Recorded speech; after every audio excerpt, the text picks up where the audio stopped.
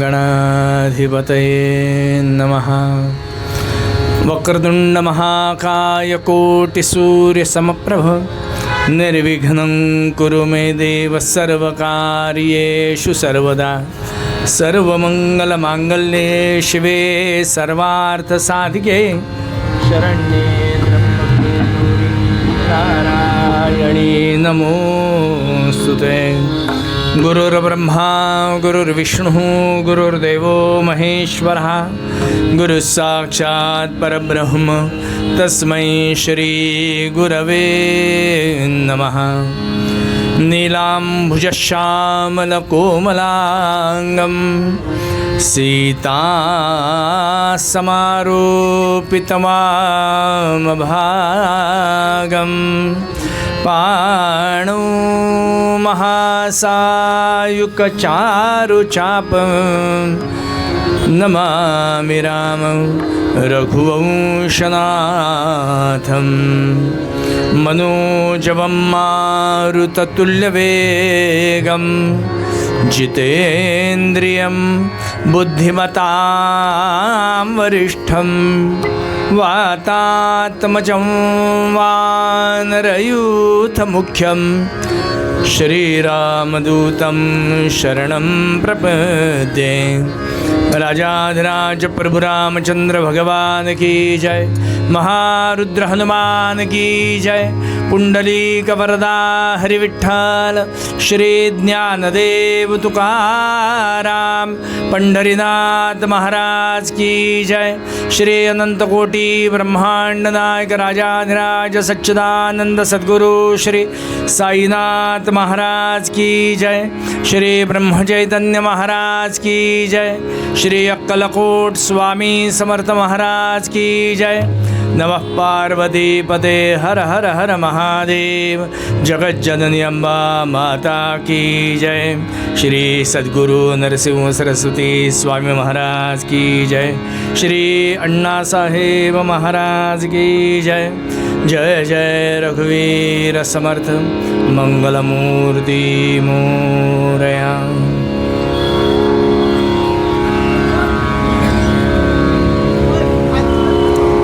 जय जय राम कृष्ण हरे राम। जय जय राम कृष्ण हरे राजा राम। जय जय राम कृष्ण हरे राजा राम। गोवर्धन धर गोपालन रत गोवर्धन धर गोपालन रत गोवर्धन धर।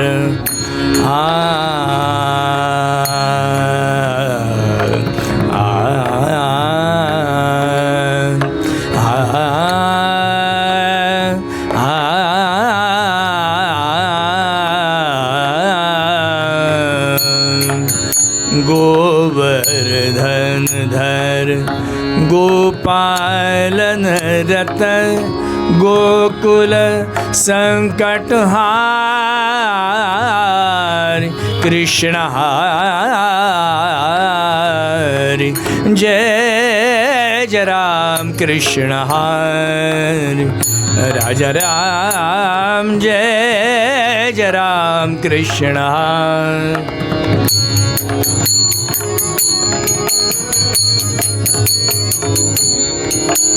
राजा राम। जय जय राम कृष्ण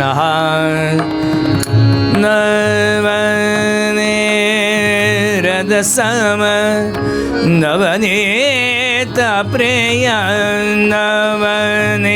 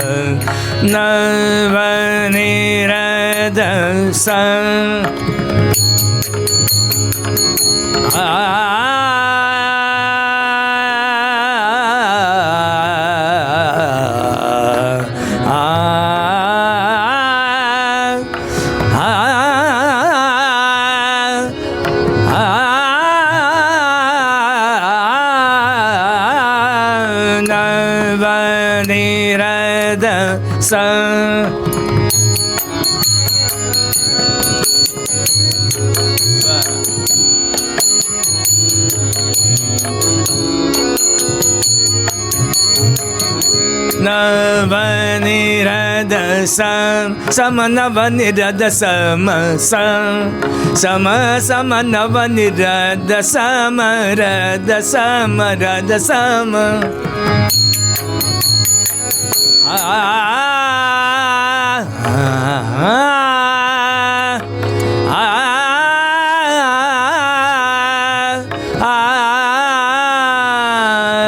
रदसम नवनीत प्रेय नवल विनोद विहार कृष्ण हरि जय जय राम कृष्ण हरि राजा राम जय जय राम कृष्ण हरि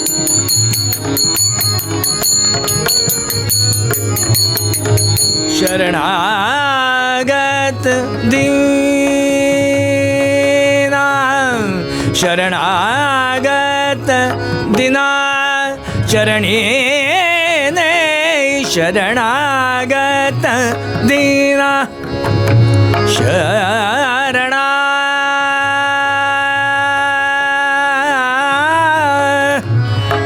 शरणा शरणा शरणा शरणा शरणागत दीना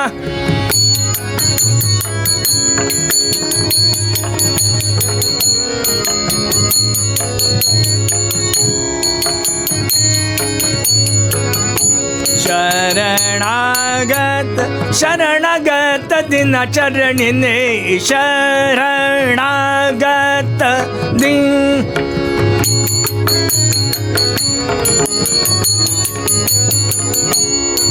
शरणागत दिनचरणिने शरणागत दिना गत दिना दिना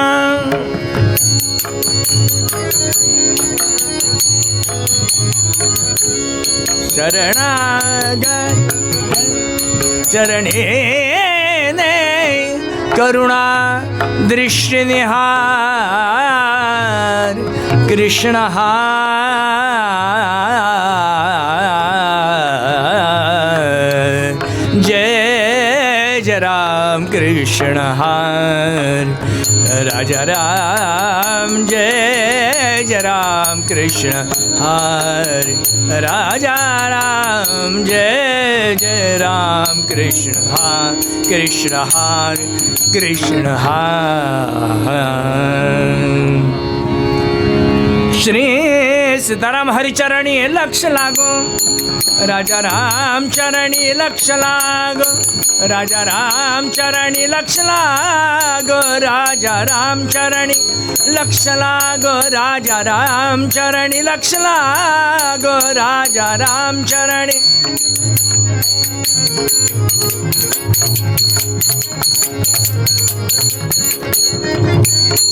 हे राजा राम ओ सीताराम हे राजा राम हे सीताराम हे राजा राम सीताराम राजा राम सीताराम हे राजा राम चरणी लक्ष लागो राम चरणी लक्ष लागो राजा राम चरणी लागो राम चरणी लक्ष लागो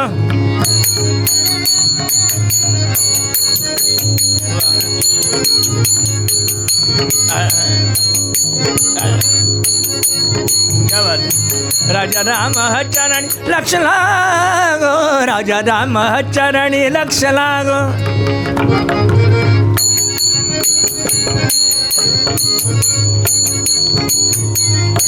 राजा राम चरणी लक्ष लागो राजा राम चरणी लक्ष लागो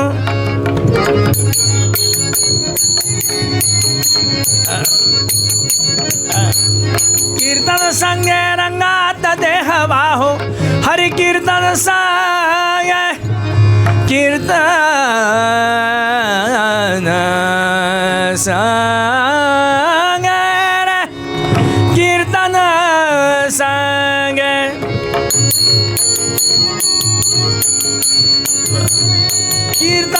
रंगे रंगात देह बाहो रामचरणी लक्ष लागो राजा रामचरणी लक्ष लागो रामचरणी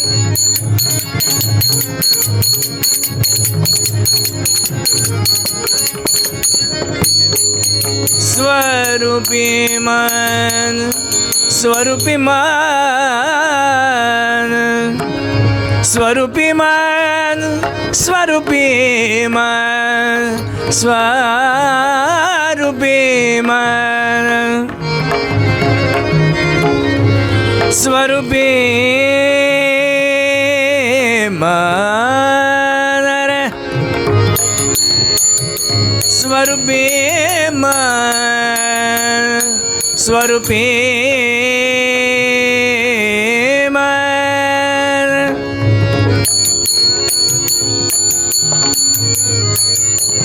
स्वरूपी मन स्वरूपी मन स्वरूपी मन लाविता सौख्य आम्हा कामक्रोधाधिक कामक्रोधाधिक कामक्रोधाधिक जाती निज धामा राजा रामचरणी लक्ष लागो राजा रामचरणी लक्ष लागो राजा रामचरणी लक्ष लागो लक्ष लागो लक्ष लागो लक्ष लागो रघुपति राघव राजा राम पतित पावन सीताराम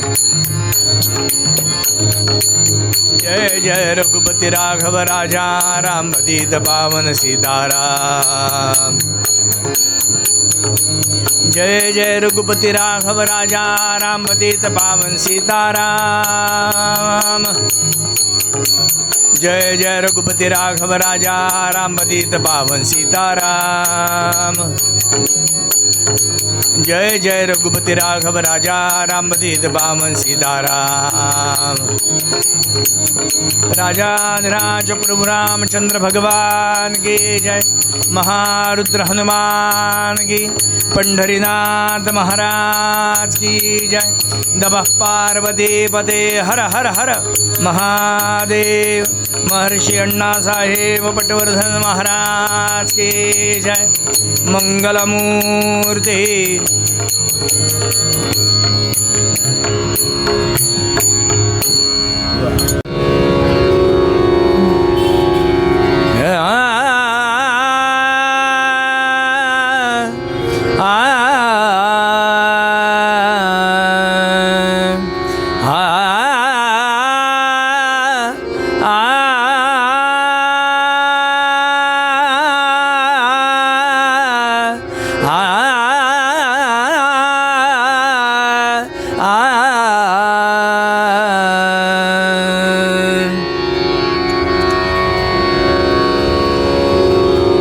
भक्तिपाशी देव घालितसे उडी भक्तिपाशी देव घालितसे उडी भक्तिपाशी देव घालितसे उडी भक्तिपाशी देव घालितसे उडी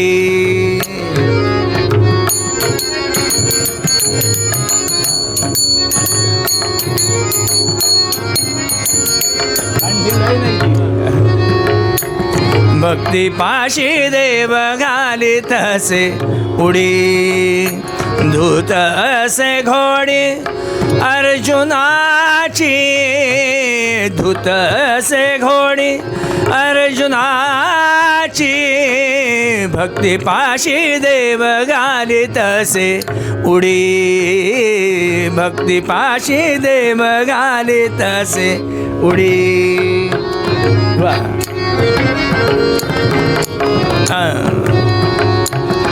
भक्तिपाशी देव घालितसे उडी बळीने बांधिला गोपीने वेष्टीला बळीने बांधिला गोपीने वेष्टीला पार्थरथी झाला सारथी जो पार्थरथी झाला सारथी अर्थी जो भक्ती पाशी देव घाले तसे उडी भक्ती पाशी देव घाले तसे उडी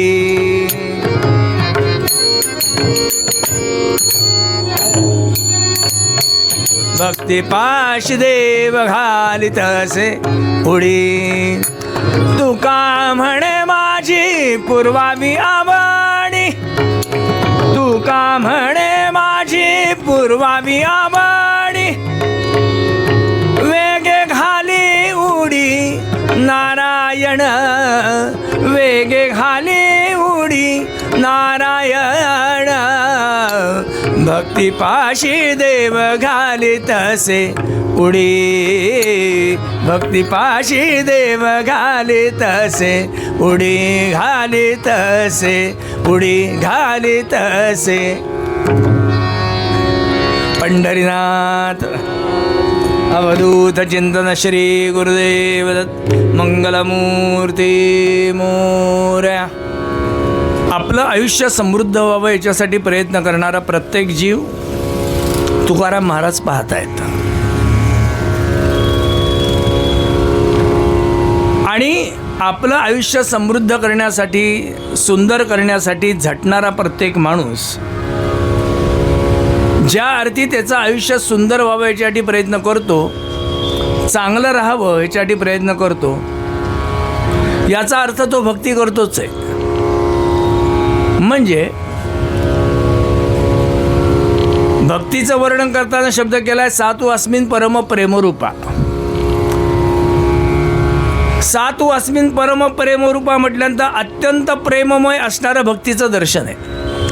आणि माणसाने कोणावरती जरी प्रेम केलं नाही तरी तो स्वतःवरती मात्र प्रेम करत असतोच. इतरांवरती करेल न करेल पण तो स्वतःवरती प्रेम करतोच, काही असू देत. त्यामुळे या शरीराच्या सर्व इंद्रियांना जपण्याचा तो प्रयत्न करतो. जपण्याचा, शरीरालाही जपण्याचा प्रयत्न करतो. थंडी आल्यानंतर त्याला स्वेटर घालतो, उकडायला लागल्यानंतर छत्री घेतो, पाऊस आल्यानंतर रेनकोट घालतो. का? शरीरावरती प्रेम आहे म्हणून. जर शरीरावरती प्रेम नसतं तर त्यांनी हे काही केलं नसतं. या डोळ्याला सांभाळतो, कानाला सांभाळतो, घराच्या बाहेर पडताना तोंड बंद करतो म्हणजे बांधून टाकतो. ते घरात जायचं पुन्हा बांधलेलंच असतं. का? शरीरावरती प्रेम आहे ना. डोळ्यावरती, कानावरती, इंद्रियांवरती प्रेम करतो म्हणजे तो देहावरती प्रेम करतो, म्हणजे स्वतःवरती प्रेम करतो म्हणजे तो भक्ती करतोच. असं सरळ त्रैराशिक जर आपण विचारात घ्यायला गेलो तर या जगातला प्रत्येक प्राणी मात्र भक्ती करतोच आहे, करतोच आहे. आपला जीव वाचवण्यासाठी, जपण्यासाठी प्रत्येकजण प्रयत्नशील आहे. म्हणजे तो त्याच्यावरती प्रेम करतो म्हणूनच आहे. आणि जर तो त्याच्यावरती प्रेम करतो म्हणजे तो भक्ती करतोच आहे. पण भक्ती करत असताना त्या भक्तीचं अपेक्षित फळ त्याच्या पदरामध्ये पडते का असा जर मी विचार करायला गेलो तर ते पडत नाही आहे असं त्याचं उत्तर आहे. म्हणजे भक्तीचं अपेक्षित असणारं फळ आणि मिळत असणारं फळ याच्यामध्ये खूप मोठा तफावत आहे. यन लब्ध्वा पुमान सिद्धो भवती अमृतो भवती तृप्तो भवती नोत्साही भवती प्रतिक्षणम वर्धमानम. असं जे भक्तीचं म्हणून जे काही दर्शन सांगितलेलं आहे, म्हटलं ही त्याच्यातली जी फळं आहेत म्हटलं ती जशी हवी आहेत तशी मिळतात का? तर म्हटलं नाही मिळत. असं त्याचं सरळ उत्तर आहे. याचा अर्थ ती मिळतच नाहीत का? म्हटलं नाही, ती मिळतात पण जेवढ्या प्रमाणात पाहिजे तेवढ्या प्रमाणात मिळत नाहीत, तेवढ्या प्रमाणात मिळत नाहीत. याचा परिणाम असा होतो की म्हटलं जीव अतृप्त राहतो, अतृप्त राहतो. पाहिजे तेवढं न मिळाल्याचा परिणाम जीव अतृप्त राहतो. आणि अतृप्त झाल्याचा परिणाम काय होतो? दुःख होतात, वेदना होतात. या सगळ्या गोष्टी त्याच्या मागे येतात. भक्तीमध्ये दुःख नाही, भक्तीमध्ये वेदना नाही, भक्तीमध्ये काळजी नाही, भक्तीमध्ये चिंता नाही, भक्तीमध्ये म्हटलं निर्भरता आहे, भय नाही आहे. आणि हे सगळं जर माझ्या आयुष्यात असेल तर नक्की समजावं की माझी कुठंतरी भक्ती चुकती आहे, भक्ती चूक. पण असं जरी असलं तरी इतर सगळेजण भक्ती करतात हे निर्विवाद सत्य आहे.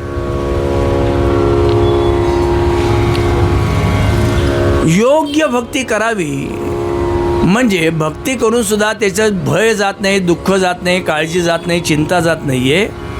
हे ज्या वेळेला तुकाराम महाराजांनी पाहिलं त्यावेळेला यांच्या भक्तीला काय कारण आहे म्हणून हे सगळं शिल्लक राहिलं आहे, काय कारण आहे म्हणून यांच्या भक्तीमध्ये ही सगळी गडबड आहे. म्हणजे भय दुःख चिंता काळजी हे जात नाही आहे. का जात नाही आहे असा जेव्हा तुकाराम महाराजांनी विचार करायला घेतला तेव्हा प्राणीमात्रांची म्हणजे तुमची आमची सर्वांची जी भक्ती आहे ती अपेक्षांनी ग्रासलेली आहे, अपेक्षांनी ग्रासलेली. आपण आपल्या आयुष्यामध्ये सगळ्या गोष्टी करतो त्या अपेक्षेने करतो, हो का नाही. या जगामध्ये मी म्हणत असेल मी निरपेक्षपणे काम करतो, नाही. या जगातला कोणी निरपेक्षपणे काम करत नाही, सगळे अपेक्षेनेच काम करतात, अपेक्षेने. मग जर इथं अपेक्षेने काम करतात तर एखाद्याचीच अपेक्षा अशी असते की जी पूर्ण होत असते. पण अपवाद हा सिद्धांत होत नसल्या कारणाने अपवाद हा अपवादच असतो. 100तल्या एखाद्या माणसालाच लॉटरीचं तिकीट लागत असतं, बरोबर ना. 100तल्या एखाद्यालाच लॉटरीचं तिकीट लागतं, पण 99 लोक म्हटलं त्याच्यापासून वंचित राहतात. त्यामुळे लॉटरी लागते हे किती जरी सत्य असलं तरी ती एखाद्यालाच लागते हे खरं सत्य आहे, हे खरं सत्य. महाराजांनी शब्दप्रयोग करत असताना मी भक्ती करतो, पण भक्ती केल्यानंतर त्याच्यामागे अपेक्षांचं गारुड लावलेलं असतं. पोथ्या वाचत असेल, पुराणं करत असेल, म्हटलं कीर्तनं करत असेल, नाहीतर अजून काही करत असेल, पूजापाठ करत असेल, नाहीतर अजून वॉटेवर जे काही करत असेल, पण हे सगळं करण्याच्या मागे त्यांनी अपेक्षा लावलेल्या आहेत की हे केल्यानंतर हे मिळावं, हे केल्यानंतर ते मिळावं. अपेक्षा आहेत आणि अपेक्षेच्यासारखं या जगामध्ये दुसरं दुःखच नाही आहे, अपेक्षेसारखं दुसरं दुःखच नाही आहे. माझ्या भक्तीला अपेक्षांचं कव्हर लावल्याचा परिणाम माझी भक्ती ही दुःखामध्ये परावर्तित होते, दुःखामध्ये पाहिली जाते. भक्तीमध्ये दुःख असतं तर गोष्ट वेगळी होती, भक्तीच्या वरती दुःखाचं कव्हर आहे. त्यामुळे पहिलं कव्हर दिसतं, नंतर आतला माल दिसतो, बरोबर ना. वेष्टन पहिलं दिसतं, वेष्टन बाजूला केल्यानंतर आतला पदार्थ दिसतो. भक्तीवरती वेष्टन कशाचं आहे, दुःखाचं वेष्टन आहे, अपेक्षांचं वेष्टन आहे. अपेक्षा पूर्ण होत नाही त्यामुळे दुःखाचं वेष्टनवरती चढलेलं आहे. त्यामुळे आतला पदार्थ दिसायच्या आधी अपेक्षा पहिले दिसतात आणि नंतर मग आतला माल दिसतो. सत्यनारायणाची पूजा नंतर यांना विचारा, सत्यनारायणाच्या पूजेच्या वरती वेष्टन लावलं आहे कुठलं, अस्माकं सहकुटुंबानां सहपरिवाराणां द्विपद चतुष्पद सहितानां क्षेम स्थैर्य आयु आरोग्य ऐश्वर्य प्राप्त्यर्थम सकल पीडा परिहारार्थम मनेप्सित सकल कामना सिद्ध्यर्थम सर्वारिष्ट शांत्यर्थम. एवढं मोठं वरती लावलेलं कवच आणि त्याच्या आतमध्ये काय, सत्यनारायणम करिष्ये. सत्यनारायणाच्या वरती लावलेलं हे जे वरचं गारुड आहे अपेक्षांचं, त्या गारुडाला पाहिल्यानंतर मग मी सत्यनारायण करण्याचा विचार करतो. आधी नाही म्हणत सत्यनारायण करिष्ये आणि नंतर आतला पदार्थ मानलाय. हे गुरुजी त्यांना माहिती आहे सगळं. म्हणजे मी पहिला उच्चार सत्यनारायणाची पूजा करतो असं नाही म्हणत. आधी मी काय करतो तर आधी म्हटलं याच्यामुळे काय मिळणार आहे हे पहिलं सांगतो. मग आमच्याकडे घरामध्ये संध्याकाळी देवा लावायची पद्धत मागच्या जन्मात होती, म्हणजे मागच्या पिढीत होती.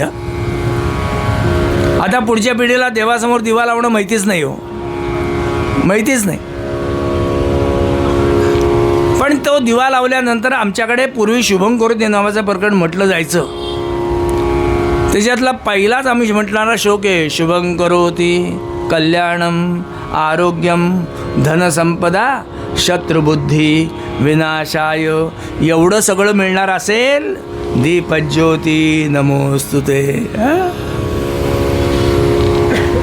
म्हणजे हा दिवा जर हे सगळं मला देणार असेल तर हे दिव्या तुला नमस्कार. पहिलं वरती अपेक्षांचं गारुड आहे आणि नंतर आतमध्ये दिवा आहे. आता वरच्या अपेक्षांच्या गारुडामध्ये माणसं इतकी अडकतात की आतल्या दिव्याकडे जाणं अवघडच जातं, अवघडच आहे. माझ्याकडचं एक तरी स्तोत्र असं दाखवा की ज्याच्यामध्ये फलश्रुती लिहिलेली नाहीये. अहो म्हणणारच नाही कोणी स्तोत्र. विद्यार्थी लभते विद्याम, धनार्थी लभते धनम, पुत्रार्थी लभते पुत्रा, मोक्षार्थी लभते गतिम. हो का? मग प्रणम्य शिरसा देवम गौरीपुत्रम विनायकम. वारे वा शाण्या, अपेक्षांचं गारुड लावलंय वरती सगळं.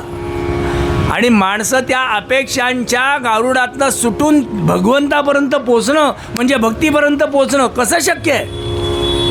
कसं शक्य आहे? त्यामुळे या अपेक्षांमध्ये अडकलेला माणूस आहे. एवढी मोठी ज्ञानेश्वर माऊली आहे माहिती आहे, एवढी ग्रंथसंपदा माऊलीने जन्माला घातली, पण एवढं शेवटी लिहूनसुद्धा लोक परमार्थ करायला तयार नाही. त्यामुळे माऊलीला अपेक्षांचं म्हटलं ते बोट लावावं लागलं. अपेक्षांचं कुठलं? हरिपाठ म्हणायला तयार नाही, तो ज्ञानेश्वरी वाचायला तयार नाहीत, म्हणून म्हटलं त्यांना बोट लावलं. आमच्याकडे त्या म्हणतात ना ते तसं अपेक्षांचं बोट लावलं. कुठलं? हरिमुखे म्हणा, हरिमुखे म्हणा, पुण्याची गणना कोण म्हणायला तयार नाही. मग शेवटी माऊलीला अपेक्षा लावी लागली. देवाची द्वारी उभा क्षणभरी, काय मिळणार? तेणे मुक्ती चारी साधी येल्या. अपेक्षा लिहावी लागली तिथं माऊलीला. देवाच्या दारात क्षणभर उभारा, काय मिळणार? म्हटलं अरे मुक्ती मिळणार, नुसती एक नाही 4 मुक्ती मिळणार. असं जेव्हा अपेक्षांचं गारुड दाखवलं तेव्हा हा लेकाचा देवाच्या दारात जायला तयार झाला. नाही तर कसला देवन कसलं काय, अपेक्षा लिहाव्या लागतात. आजकाल आमच्याकडे पद्धत चालू झाली माहिती आहे का? कीर्तन झाल्यानंतर सगळ्यांना महाप्रसाद, ही पद्धत चालू झाली. त्यामुळे कीर्तन सुरू झाल्यानंतर ना कोणी नसतं, प्रसादाच्या वेळेला सगळे असतात. माझी खूप इच्छा आहे की जेही लोक असं करतात ना त्यांनी कीर्तनाला पहिल्यांदा जे लोक येतील त्यांना 5 दिले जातील आणि त्यांना नंतर महाप्रसाद आहे असं सांगायला पाहिजे. काय विषयात येतील बघा. अपेक्षांचं गारुड चढवलं लक्षात ठेवा. आणि अपेक्षा या दुःखादच असतात, दुःखद. एखादी अपेक्षा पूर्ण होत असते, एखादी, पण 99.99% अपेक्षा या दुःखच देतात, दुःख. आणि माझी भक्ती ही अपेक्षांनी ग्रासलेली असल्या कारणाने माझ्या भक्तीतनं अपेक्षित फळ मिळत नाही. पण अपेक्षा जर नसतील ना तर माणसं कार्यप्रवृत्त होणार नाही, तो कर्मप्रवृत्त होणार नाही. जर अपेक्षा नसेल तर निरपेक्ष कामामध्ये म्हटलं माणूस कर्मप्रवृत्त होत नाही, पण म्हटलं अपेक्षा असेल तर कर्मप्रवृत्त होतो.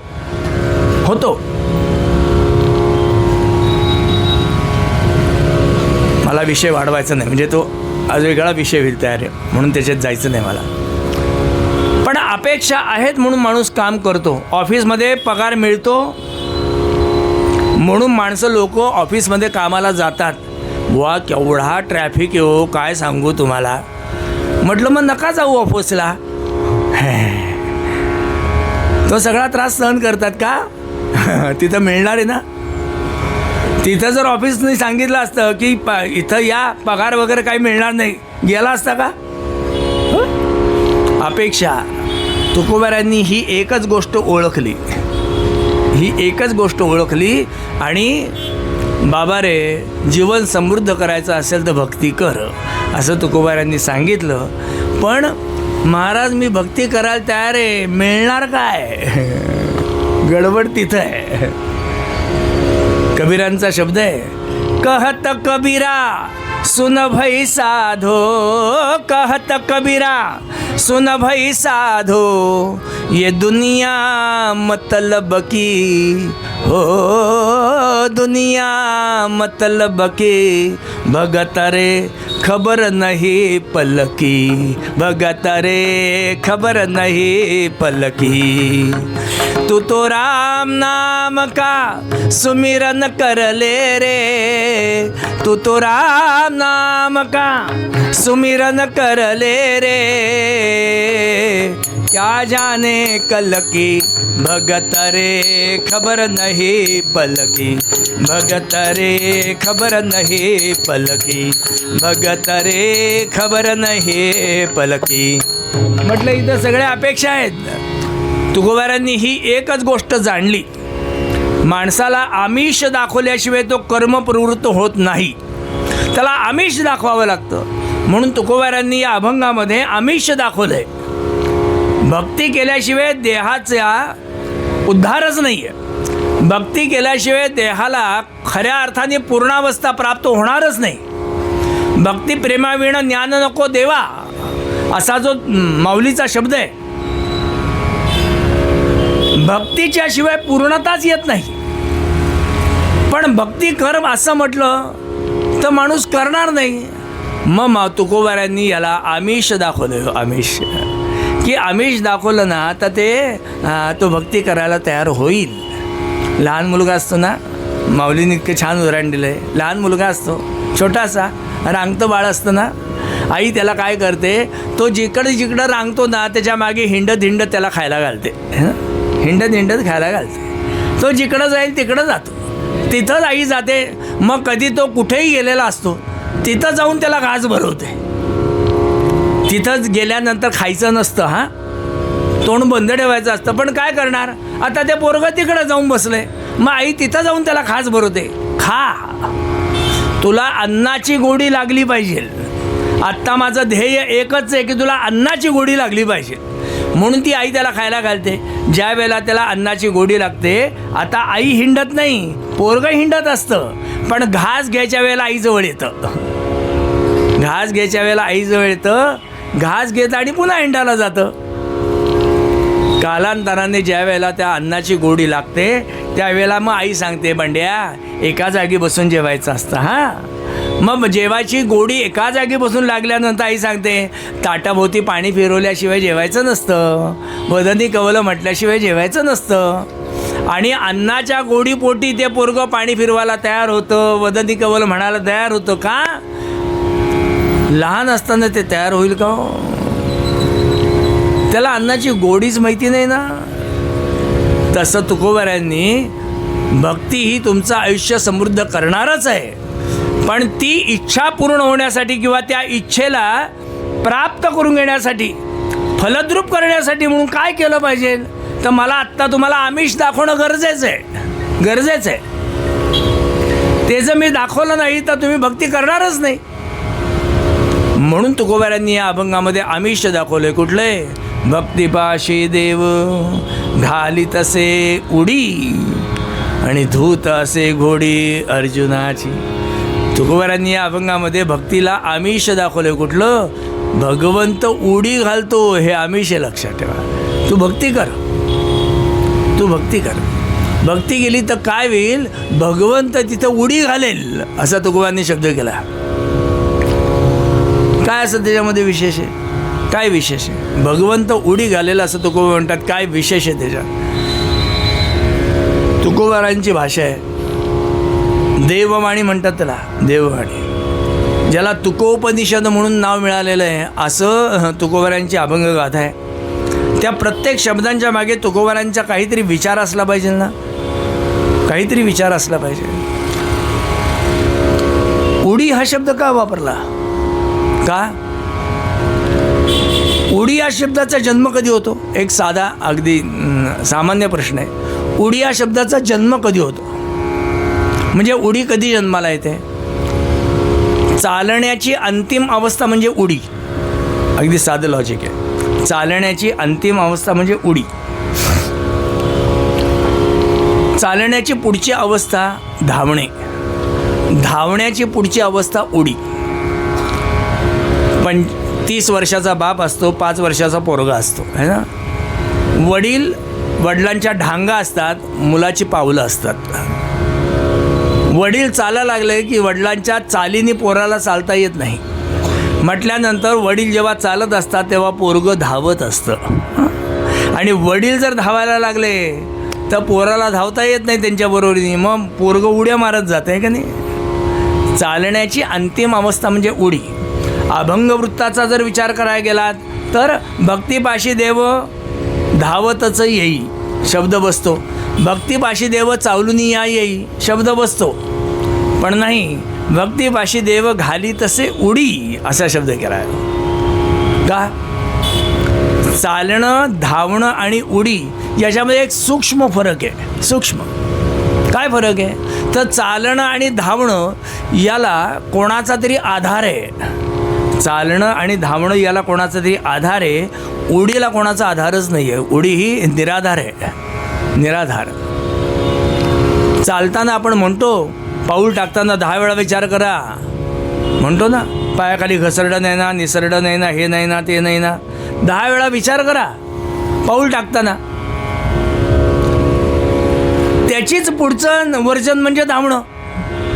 धावायला सुद्धा एक पाऊल जमिनीवर असल्याशिवाय धावण्याची क्रियाच करता येणार नाही आहे. फक्त धावणं इतकं जोरात असतं की पाय जमिनीवरती आहेत हे कळत नाही. इतकं ते पटपट पटपट पाऊल उचललं जात असतं. पण तरीसुद्धा ते धावणं जमिनीचा आधार घेतल्याशिवाय नाहीच. उडीचं काय? उडी पूर्ण निराधार आहे. जागेवरनं निघाल्यानंतर जर तिला परत जागेवर जायचं असेल, तिला कपाळ मोक्ष करून घेतल्याशिवाय पर्यायच नाही. पर्यायच नाही.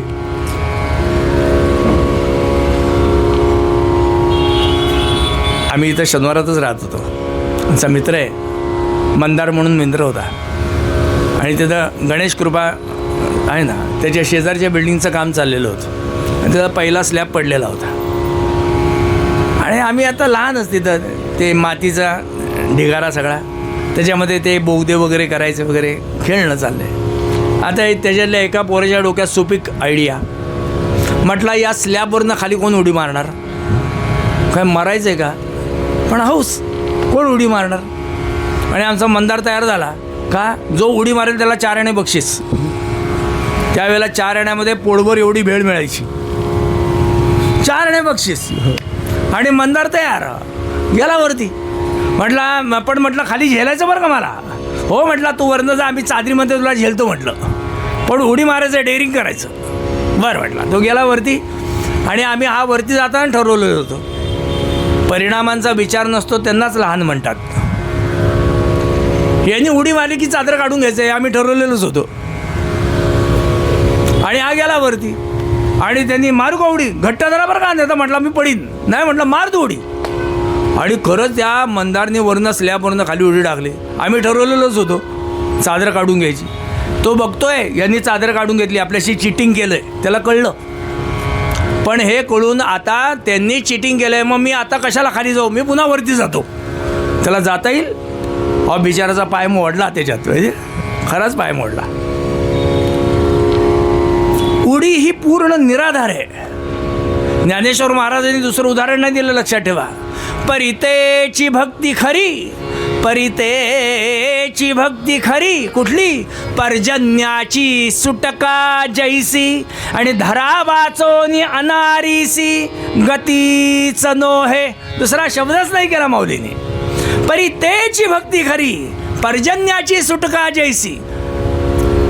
आकाशामध्ये ढग येतात, त्याला वारं लागलं की पाऊस पडतो ना, आणि त्या ढगाला वारं लागलं आणि तो थेंब खाली निघाला. त्या थेंबानी पाहिलं, बाप रे, आपण जिथं जाऊन पडणार, सगळं जलमय झालं आहे, सगळी घरं पाण्यात गेलेली आहेत. लोकांना म्हटलं काय अवस्था झाल्यात त्यांच्या.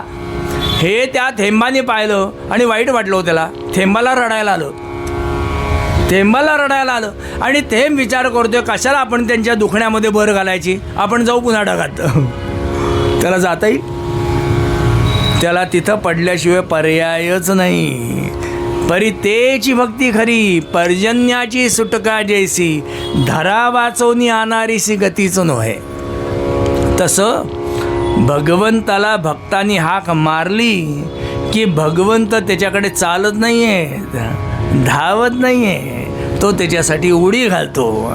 आणि उडी घातल्यानंतर भगवंतानी आता भक्ताला आळवायचं बंद जरी केलं ना, तरी काही प्रॉब्लेम नाही. का? भगवंतानी उडी टाकली आहे, त्याला तुमच्याजवळ येऊन थांबल्याशिवाय पर्यायच नाही. त्याला तुमच्याजवळ यावंच लागतं.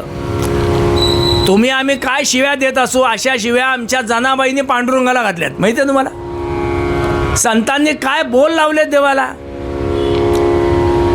कबीरांनी तर भगवंताला त्याच्या तोंडावर नाही तो हो जाएगी तेरी मेरी, माझं ऐकलं नाहीस तर हो जाएगी तेरी मेरी, असं एकेरीवरती भगवंताशी भांडले तो.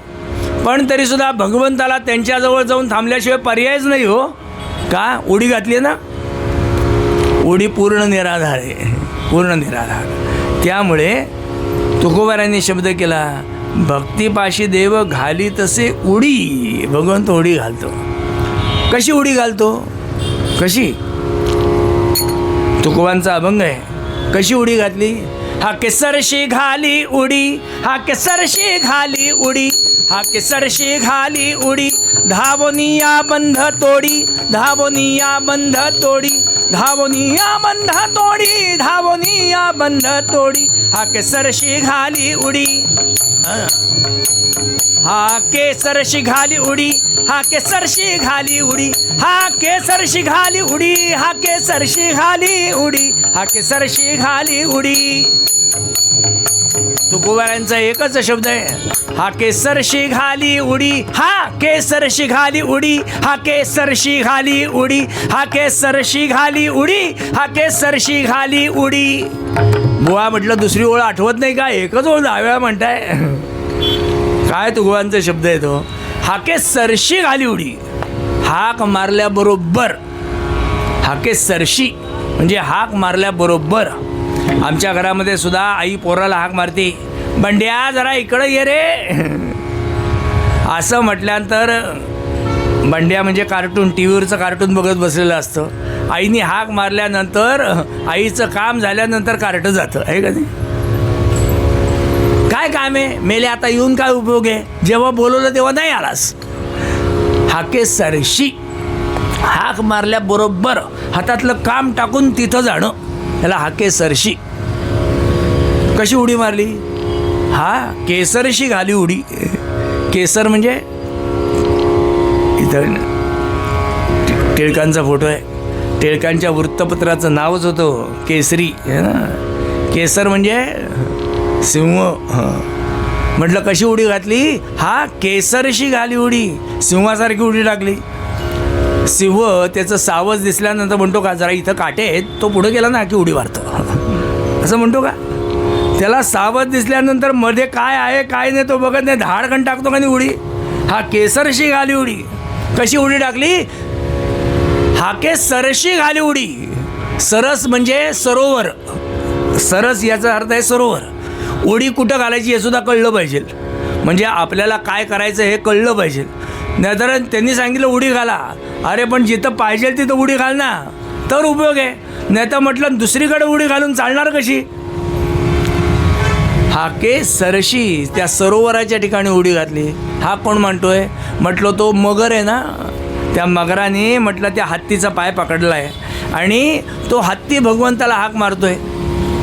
अख्खा पाण्यात गेला आहे, त्याचं सोंड राहिली आहे वरती आणि हत्तीचा प्राण सगळा त्याच्या सोंडेत असतो है ना, त्याच्या सोंडेत प्राण.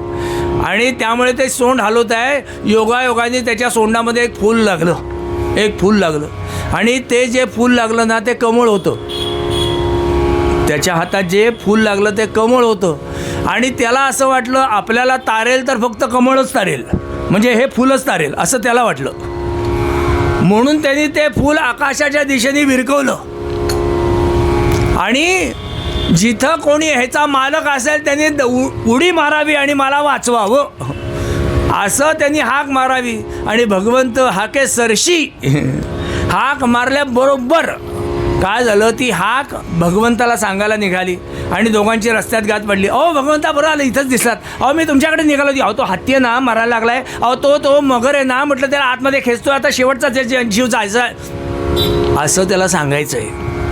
भगवंत म्हटला हाके आपण सगळं तुझं ऐकत बसला तर तोपर्यंत तो मरेल, म्हणून हाके सरशी म्हणजे तिला बाजूला केलं आणि भगवंताने उडी टाकली. हो भगवंत भक्तासाठी इतका चपळाईने उडी टाकतो. हाके सरशी घाली उडी. म्हटलं बुवा त्याने काय होणार आहे, त्याने काय होणार? भगवंताने उडी घातली म्हणून काय होणार आहे?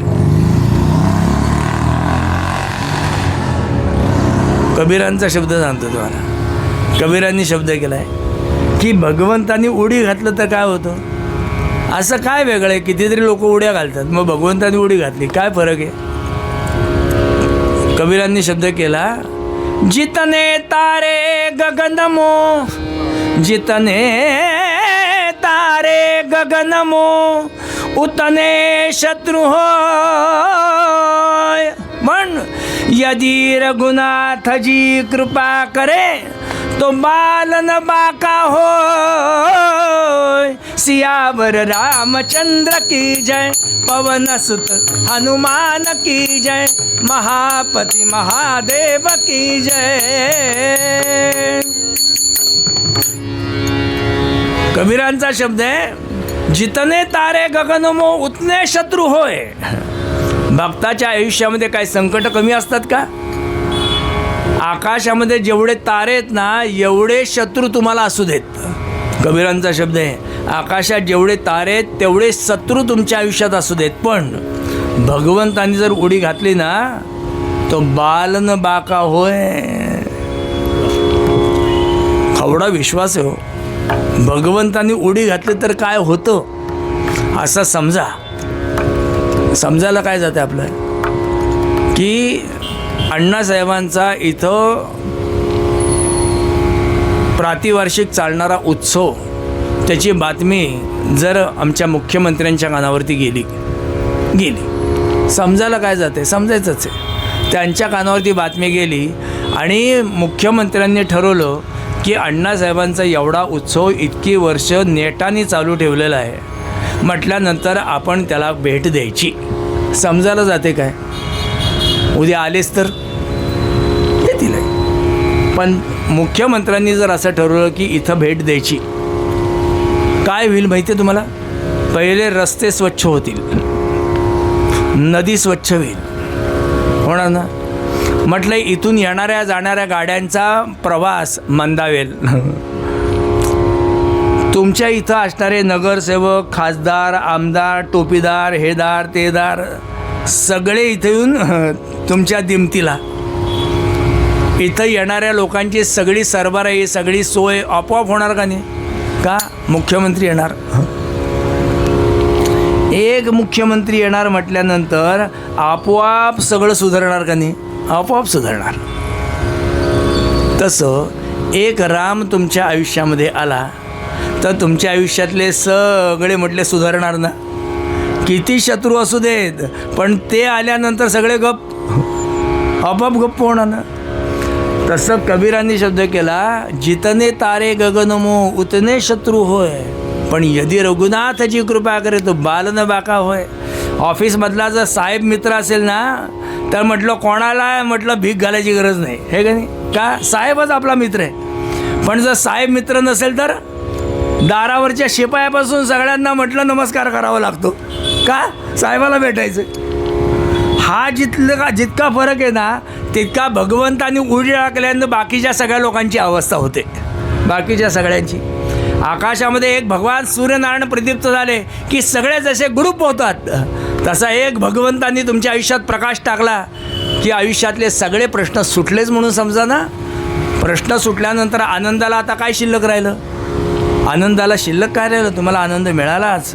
म्हणून तुकोबांनी शब्द केला, भक्तिपाशी देव घाली तसे उडी आणि धूत असे घोडी अर्जुनाची. म्हणून त्यांनी शब्द केला की त्या भक्तीच्या ठिकाणी भगवंत उडी घालतो. एवढं सगळं ऐकल्यानंतर मग जीव महाराजांना विचारतो, महाराज भक्ती करायची म्हणजे काय करायचं? इथून सुरुवात. भक्ती करायची म्हणजे काय करायचं?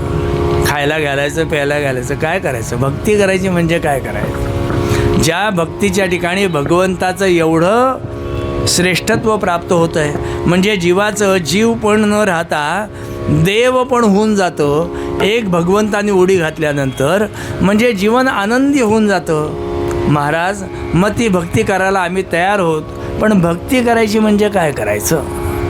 काय करायचं? स्वामींचा शब्द आहे फार छान सुंदर. मोक्ष कारण सामग्र्याम भक्तिरेव गरीयसी. प्रत्येक जीवाला इथं मोक्ष हवा आहे, मुक्ती हवी आहे.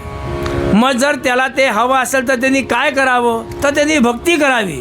भक्ती रे वगैरे अशी, दुसरं नाहीच. म्हटलं मग भक्ती करायची म्हणजे काय, स्वस्वरूपानुसंधानम भक्तिरित्यभिधीयते, दुसरा शब्दच नाही. मोक्ष कारण सामग्र्याम भक्तिरेव गरीयसी स्वस्वरूपानुसंधानम. जे कुठलंही कृत्य करत असताना, कुठलंही कर्म करा, कुठलंही कृत्य करा, कुठल्याही भावना जपा, कुठलेही विचार करा, कुठल्याही कल्पना येऊ द्यात, पण या सगळ्यांना जर त्याचा स्पर्श होणार असेल, म्हणजे या सगळ्यांच्यामुळे त्याची आठवण राहणार असेल, तर या सगळ्या गोष्टी जीवनामध्ये चालतील. आणि याच्यातली कुठलीही गोष्ट त्याचं विस्मरण करण्यासाठी कारणीभूत होणार असेल, तर ती गोष्ट आपल्या विचारात सुद्धा नसली पाहिजे. याचं नाव आहे भक्ती. ती विचारात सुद्धा नसली पाहिजे. कृती तर आमचीच गोष्ट आहे, विचारात सुद्धा नसली पाहिजे की जी गोष्ट मला भगवंताचा विसर पाडणार आहे. तुकोबारायांनी भगवंताकडे दुसरं मागितलेलं नाही, लक्षात ठेवा. हे चिदान दे का देवा, तुझा विसर न व्हावा, शब्दच केलाय तो. जी गोष्ट मला तुझा विसर पाडेल, म्हणजे तुझ्या अनुसंधानापासून दूर नेईल, म्हटलं ती गोष्ट नकोच मला. आणि जी गोष्ट तुझा असर माझ्यावरती कायम ठेवेल, म्हणजे तुझं अनुसंधान माझ्या आयुष्यात कायम ठेवेल ना, म्हटलं ती कुठलीही गोष्ट माझ्या आयुष्यामध्ये योग्य असू दे किंवा अयोग्य असू दे, मला काही फरक नाही पडत, काही नाही फरक पडत. म्हणून इथं सजन कसाईसुद्धा भगवंत त्याला जवळ घेऊ शकतो, कानोपात्रेला सुद्धा जवळ घेऊ शकतो, चोखोबांना जवळ घेऊ शकतो का, सावतामाळ्यांना जवळ घेऊ शकतो. कारण त्यांच्या प्रत्येक कृतीमध्ये, प्रत्येक कार्यामध्ये, प्रत्येक गोष्टीमध्ये, प्रत्येक विचारामध्ये, प्रत्येक अवस्थेला स्पर्श जर असेल तर त्यांच्या अनुसंधानाचा, भगवंताचा. म्हणून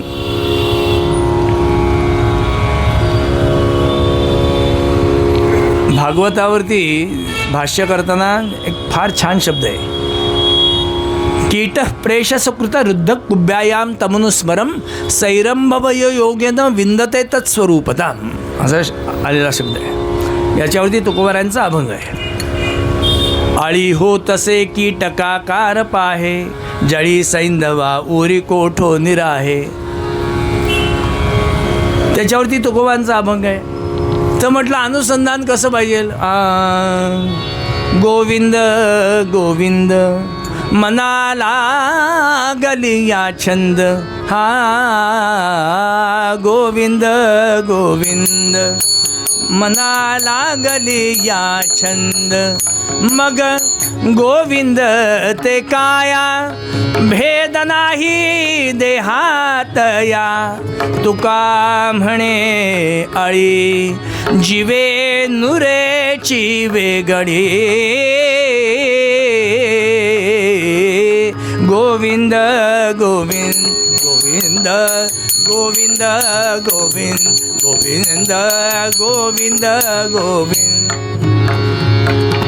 त्या आळीला तो कीटक येतो आणि म्हटलं म्हणजे पक्षी येतो आणि तो टोच मारत असतो, जातो पुन्हा येतो, पुन्हा टोच मारतो, जातो पुन्हा येतो, पुन्हा टोच मारतो. पहिल्यांदा त्याला वेदना होतात, पण कालांतराने आता तो येणार, आता टोच मारणार, आता तो येणार, आता टोच मारणार, आता तो येणार, आता टोच मारणार.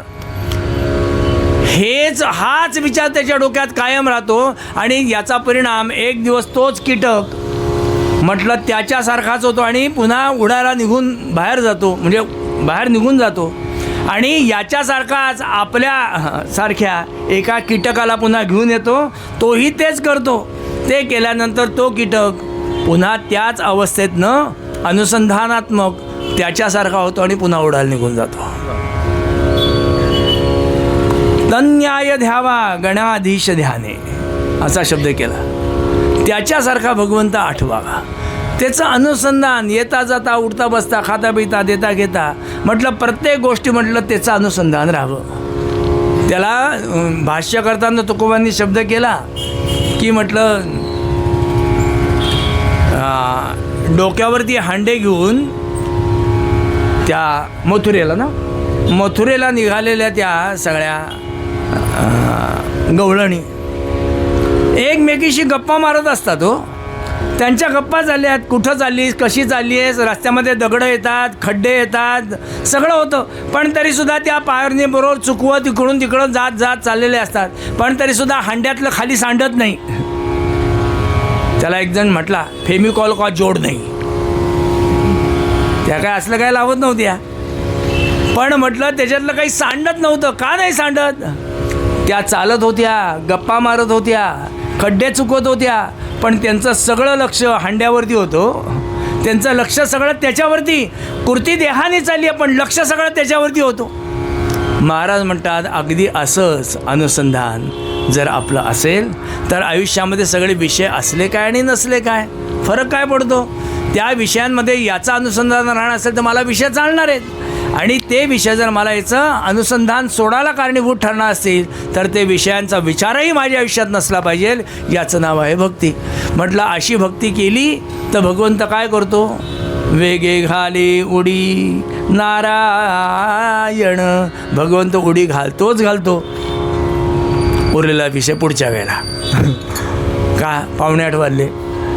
म्हणून अशी उडी भगवंतांनी कोणाच्या आयुष्यामध्ये घातली आणि कोणाचं आयुष्य समृद्ध केलं उत्तरंगात बघूयात. तोपर्यंत भक्तिपाशी देव घाली तसे उडी, धूत असे घोडी अर्जुनाची, धूत असे घोडी अर्जुनाची, धूत असे घोडी अर्जुनाची. बळीने बांधिला गोपीने वेष्टीला, पार्थरथी झाला सारथी जो, पार्थरथी झाला सारथी जो, पार्थरथी झाला सारथी जो. तुका म्हणे माझी पूर्वावी आवडी, तुका म्हणे माझी पूर्वावी आवडी, तुका म्हणे माझी पूर्वावी आवडी. वेगे घाली उडी नारायण, वेगे घाली उडी नारायण, वेगे घाली उडी नारायण, नारायण नारायण नारायण.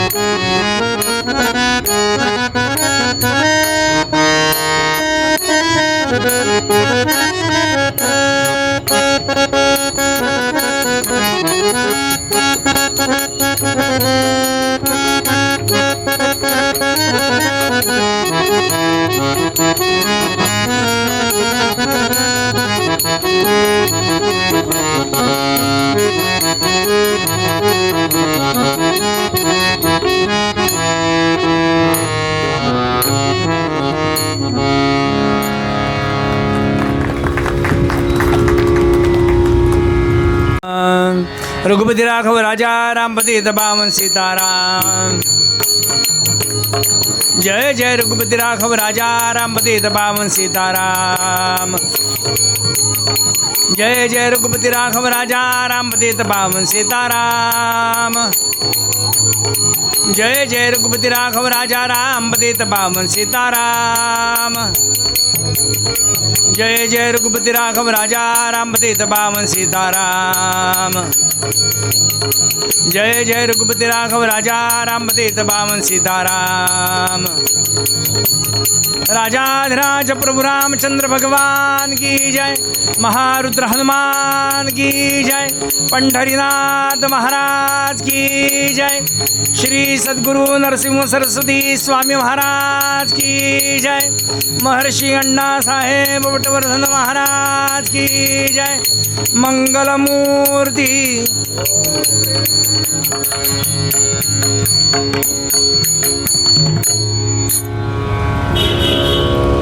जळोजी आहे का घरात? कोण हाय? असं म्हणत घरातली कोणी एक स्त्री खांद्यावरचं लुगडं सारखं करत, डोक्यावरचा पदर सारखा करत, काळा सावळा देह, डोक्यावरती ठसठशीत कुंकवाचा टिळा, दारामध्ये येते. पाटलाशी स्वारी दारात उभी. म्हटलं जळोजी हाय का? पाटील बुवा हाय वय. मग दारात ना काय बोलता, घरात या बरं. म्हणून पाटलाला घरात घ्यावं, बसायला द्यावं. आतमध्ये गेली, गुळ पाणी घेऊन आली. जुन्या काळातली पद्धत आहे. गुळ पाणी घेऊन आली, पाटलाच्या हातात ठेवलं. पाटलाने गुळाचा खडा तोंडात टाकावा, पाणी घ्यावं. म्हटलं आहे का जळोजी मळोजी? पाटील बुवा आता तुम्ही काय विसरून राहिला का? म्हटलं काय? अहो आज एकादस. मग अहो एकादसला आमचा धनी इथं असतो का कधी? तुम्हाला माहिती आहे ना, आमचा धनी नवमीला जातो आणि द्वादशीला येतो म्हटला. पाटलाच्या लक्षात आलं, अरे खरंच की. पाटील म्हटला पण काल एकादश झाली, आज द्वादश आहे. हो आज यायचंच दिवस झालंय त्यांचं, थोड्या वेळात येतीलच बघा. म्हणून कारभारीण घरामध्ये गेली आणि पाटलासाठी आपल्या भाषेत चहा, त्या काळात चहा कुठं होता, तिने आपलं दूध आणून द्यावं. पाटलाने ते दूध गोरस घ्यावं आणि ते घेईस तवर दारामध्ये खरंच जळोजी मळोजीची स्वारी उभी. पायातलं पायताण बाजूला काढावं, आतमध्ये यावं, पायावरती पाणी घ्यावं, तोंडावर पाणी मारावं. धनी पाटील आलं यायचा म्हणून तिकडं बघितलं तर पाटील बसलेला. पाटील बुवा तुम्ही आलात होय? अहो लक्षातच नाही तुम्ही आलेलं. आणि आम्ही आमच्याच नादात ना, थांबा हा आलो असं म्हणून पाटलाला तिथं नमस्कार करून आतमध्ये गेले. पांडुरंगाजवळ गेली. आणताना येताना आणलेली फुलं पांडुरंगाला वाहिली, नमस्कार केला आणि मग पाटलाच्या समोर येऊन दोघांनी बसावं. हां, कशाला येणं केलं म्हणायचं, काही नाही, जरा काम काढलं होतं म्हणून म्हटलं तुम्हाला विचारावं. अरे वा, काय काढलं आहे? काही नाही, वाड्यावरती जरा म्हटलं कोरीव काम करून हवं होतं. म्हटलं तुमच्याशिवाय नक्षीकाम करणारा इथं कोणी नाही ना, आणि पंचक्रोशीमध्ये तुमचा हात धरणारा माणूस कोणी नाही. म्हटल्यानंतर तुम्हीच तर पाहिजे, म्हणून तुमच्याकडे आलो. वा वा वा, थांबा हां. म्हणून लगेच जळोजीने जावं आणि आपली वही आणावी आणि त्याच्यामध्ये पाहिलं, पाटील बुवा रविवारी तुमच्याकडे येतो. अरे रविवार म्हणजे उद्याच, रविवारी तुमच्याकडे येतो, पण 3 वर्षानंतर येणाऱ्या. अरे जळोजी काय बोलतोस, 3 वर्षानंतर? पाटील बुवा ही वही बघा तुमच्या समोरच आहे. म्हटलं या रविवारपर्यंत म्हटलं सगळं बुकिंग झालं. बुकिंग शब्द माझा आहे. म्हटलं सगळं म्हटली कामं लागलेली आहेत, आणि लोकांची कामं सोडून असं तिसऱ्याचं काम करणं बरोबर नाही ना. पांडुरंगाला आवडत नाही ते. का देव कसा धर्माने वागणार आहे, ठरल्याप्रमाणे वागतो तो. असं कोणाचं मागचं पुढचं मागचं त्याला चालत नाही हो. आता लोक वेगळी तिकीटं काढून मध्येच रांगेत जातात, ते भाग वेगळा आहे. पण ती काय लोकांना देवाला आवडतात असं तुम्हाला वाटतं का? पाटील बुवा 3 वर्षानंतर येणाऱ्या रविवारी तुमच्याकडे. आत्ता इथं लिहून ठेवतो बघा. अर्थात पाटलाला हे माहिती होतं की जळोजी मुळोजी असं 4 पैसे जास्त मिळत आहेत म्हणून दुसऱ्याचं काम मध्येच घेणारा जळोजी मुळोजी नाही. एकदा शब्द दिला म्हणजे दिला. त्यामुळे पाटलांनी सुद्धा त्याच्यावरती कुठलीही कुरबुरी केली नाही. पण म्हटला 3 वर्षानंतरचा रविवार माझा पहिला. हो पाटील बुवा काळजीच करू नका. पाटलांनी निघून जावं. जळोजी मुळोजीने घरामध्ये पांडुरंगाला नमस्कार करून कामाला सुरुवात करावी. हुंडर गुळिया ग्रामी झाले, हुंडर गुळिया ग्रामी झाले, द्वयबंधू अधिकारी अधिकारी, द्वयबंधू अधिकारी. हुंडर गुळिया ग्रामी झाले, हुंडर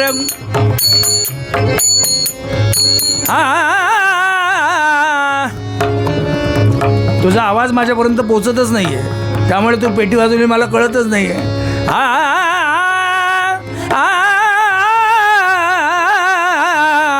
हुंडर गुळिया ग्रामी झाले, द्वयबंधू अधिकारी अधिकारी, द्वयबंधू अधिकारी.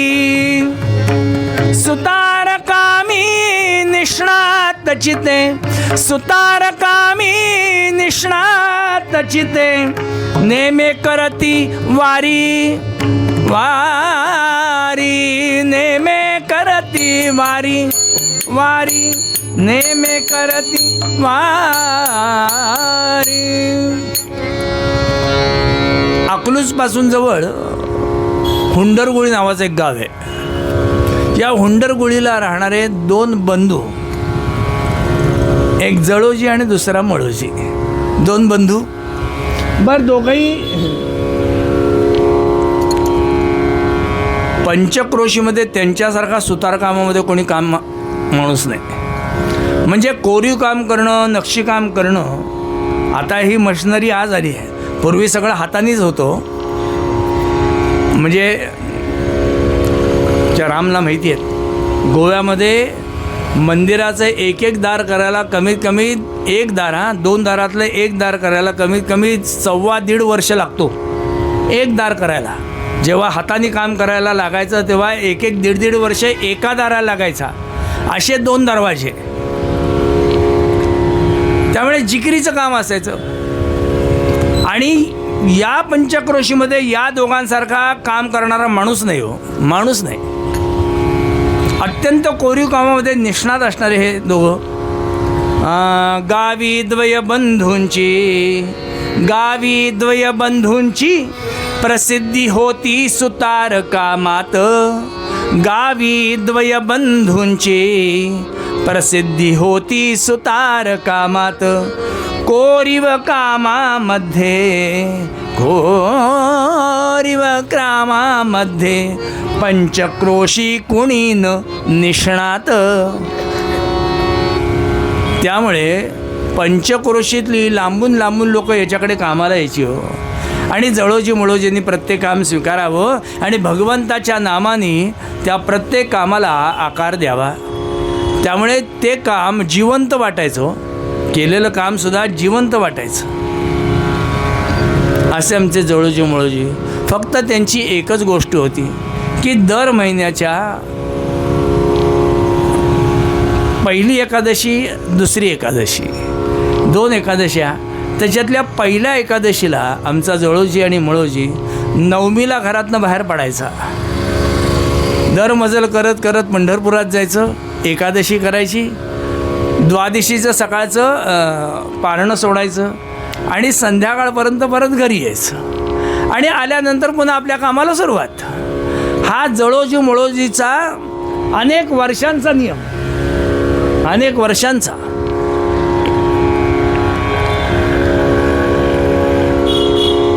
म्हणता म्हणता प्रतिपदा सप्तमी अष्टमी जावी, आज नवमी. जळोजी मुळोजींनी आपलं सगळं आवरलं, आता निघायचं ना. म्हणून म्हटलं आपली 4 दिवसाची पडशी बांधायची. काय लागते तेव्हा? एक मराठीतली म्हण आहे, एक गुंडाळाला एक डोक्याला, 2 गोष्टी लागल्या, बास काय लागते त्याला. अशा याच्यामध्ये दोघांनी आपल्या पडशा पाठीवरती बांधल्या, हातामध्ये ती काठी घेतली, 4 दिवसाची सगळी व्यवस्था लावली. घरामध्ये पोरं बाळं सगळी त्यांची आनंदामध्ये. आणि जळोजी मुळोजी आता निघणार. पायामध्ये पायताण चढवलं, घरातल्या पांडुरंगाला नमस्कार करून, देवा येतो हां, तुझ्याकडे निघालो आहे असं म्हणून निघाले. उंबऱ्याच्या बाहेर एक पाऊल टाकलं, आता दुसरं पाऊल टाकणार. आणि समोरनं एक व्यक्ती येताना पाहिला. समोर डोक्यामध्ये मांडे चाललेत त्यांच्या, आता पंढरपूरला जायचं का, आता तिकडं जायचं, दर्शन घ्यायचं, नेहमीचं ना. म्हणून डोक्यामध्ये चाललंय, मला जायाचं, हो मला जायाचं, मला जायाचं, मला जायाचं, जायाचं, जायाचं, मला जायाचं, जायाचं, जायाचं, पण मला जायाचं, जायाचं, जायाचं, विठ्ठल दर्शन घ्यायाचं, विठ्ठल दर्शन घ्यायाचं, मला जायाचं, हो मला जायाचं, हो मला जायाचं, मला जायाचं, जायाचं, जायाचं, विठ्ठल दर्शन घ्यायाचं, विठ्ठल दर्शन घ्यायाचं, विठ्ठल दर्शन घ्यायाचं. पाठी बांधू वळकटी, हाती घेऊ गुंगर काठी, पाठी घेऊ, पाठी बांधू वळकटी, हाती घेऊ गुंगर काठी. चंद्रभागेला, चंद्रभागेच्या वाळवंटी, विठ्ठल दर्शन घ्यायाचं, विठ्ठल दर्शन घ्यायाचं, मला जायाचं, जायाचं, जायाचं, विठ्ठल दर्शन घ्यायाचं, विठ्ठल दर्शन घ्यायाचं, विठ्ठल दर्शन. घराच्या बाहेर पडलेलं एक पाऊल, डोक्यात मांडे चाललेत, पंढरपूर दिसायला लागलं, पांडुरंग दिसायला लागला, चंद्रभागा दिसायला लागली. आता निघायचं, निघायचं, पटपट पटपट आवरून निघायचं. घराच्या बाहेर एक पाऊल आणि समोर येणारं व्यक्तिमत्व दिसलं. येणारं व्यक्तिमत्व बोडकं होतं, म्हणजे डोक्याला टोपी नव्हती, बोडक्या डोक्याचा होता. जुन्या काळातली ही पद्धत आहे. जर 4 लोकांमध्ये येणारा व्यक्ती बोडक्या डोक्याचा असेल तर याचा अर्थ तो कोणाला तरी पोचवून आलाय असा अर्थ होता. जे जुन्या काळातली ही ओळखायची पद्धत होती. डोक्याला शिरस्त्राण नसेल तर आणि तो तसाच असेल तर नक्की समजावा हा कोणाला तरी पोचवून आलाय. कालांतराने लोकांचे विचार बदलले. आता टोप्या घालणारेच जन्माला आले, म्हणजे टोप्या घालणारेच, स्वतःला नाही दुसऱ्याला. दुसऱ्याला टोप्या घालणारे जन्माला आल्यामुळे आता इथं टोप्याच कोणी घालत नाही. त्यामुळे आता इथं सगळेच पोहोचवून आलेले असंच म्हणावं लागेल. म्हणून आता ट्रेंड बदलला. आता उघड्या डोक्याचा नाही, आता डोकं ज्यांनी भादरलेलं आहे म्हटलं तो कोणाला तरी पोचून आला असं समजायचा पद्धत. आता तेच लोकांना खरं वाटायला लागलं आणि गेल्यानंतर हे केल्याशिवाय पुढचं काम करता येत नाही असं लोकांना वाटायला लागलं. आपण कशाचे संबंध कशाशी लावतो आणि कसे लावतो आणि त्या परंपरा कशा रूढ होतात त्याची ही सगळी दर्शन आहेत. जळोजी मुळोजींनी पाहिलं की व्यक्ती तशी. बरं, गावामध्ये असं दिसलं, पूर्वी गाव पातळीवरती कोणाच्या घरामध्ये असा जर व्यक्ती गेला तर नक्की समजावं त्या घरावरती सुतक आलेलं आहे. म्हटल्यानंतर अख्खं गाव त्यांना जेवायला घालायचं 10 दिवस. का? यांच्या घरात दुःख आहे ना. म्हटल्यानंतर आता कसं करणार ते स्वयंपाक वगैरे, म्हणून म्हटलं गावची लोकं त्यांना जेवायला घालायची. आताच्या लोकांची इतकी कुचंबणा होते ना की गेलेला व्यक्ती बरं झाला एकदाचा सुटला असं म्हणतात. गेल्यानंतर पोचवताना आल्यानंतर टी व्हीवरची मालिका आजची राहिली ना बघायची. त्यामुळे जर कोणी स्वयंपाक आणून द्यायला गेलं तर दरवाजे लावावे लागतात. का? तो बिचारा आपल्याला दुःखाने द्यायला आला आणि आतमध्ये आपण गावामध्ये पूर्वी असं घडलं की गावात कोणाच्या घरी दुःख म्हणजे गावाचं दुःख असं व्हायचं. तसंच गावातल्या कोणाच्या घरात कार्य म्हणजे गावात कार्य असं व्हायचं. आणि जळोजीच्या घरामध्ये असा उघड्या डोक्याचा माणूस जाताना पाहिला, गावातल्या लोकांना दिसला आणि जळोजी मुळोजीने पाहिला. मेल्याला आत्ताच तडमडायचं होतं. अरे मी गेल्यानंतर यायचं होतंच ना, दृष्टी आड सृष्टी. आता तू दिसलास म्हणजे कोणतरी गेला म्हणजे माझी पंढरपूरची वारी राहिली. आणि किती जरी गेलेल्याबद्दल दुःख असलं ना तरीसुद्धा असं झाल्यानंतर त्याच्याबद्दल मेलेला आत्ताच मारायचं होतं असं मनात येतं ना. आणि जळोजी मळोजीच्या मनात पाल चुकली आणि आलेला ग्रस्त, अरे जळोजी, अरे मळोजी, थांबा, कुठं चाललाय? म्हणजे तुमच्या अवतारावरनं कळतंय तुम्ही कुठेतरी चाललाय, पण जरा थांबा असं म्हणत तो घरात आला. आणि घरात आल्यानंतर म्हणतोय, तुला काय सांगू जळोजी, अरे आपल्या घरातला माणूस गेला. म्हटला कोण? अरे आपल्या चौथ्या पिढीतला म्हणजे चुलत. म्हटलं त्याच्या मुलाचा मुलगा गेला. म्हटलं तो काळा का गोरा माहिती नाही, तो दिसतो कसा, राहतो कुठं, असतो कुठं, जन्माला कधी माहिती नाही, मेला कधी संबंधच नाही ना. पण लोकांना मेल्यानंतर पहिलं सांगायला आठवतो.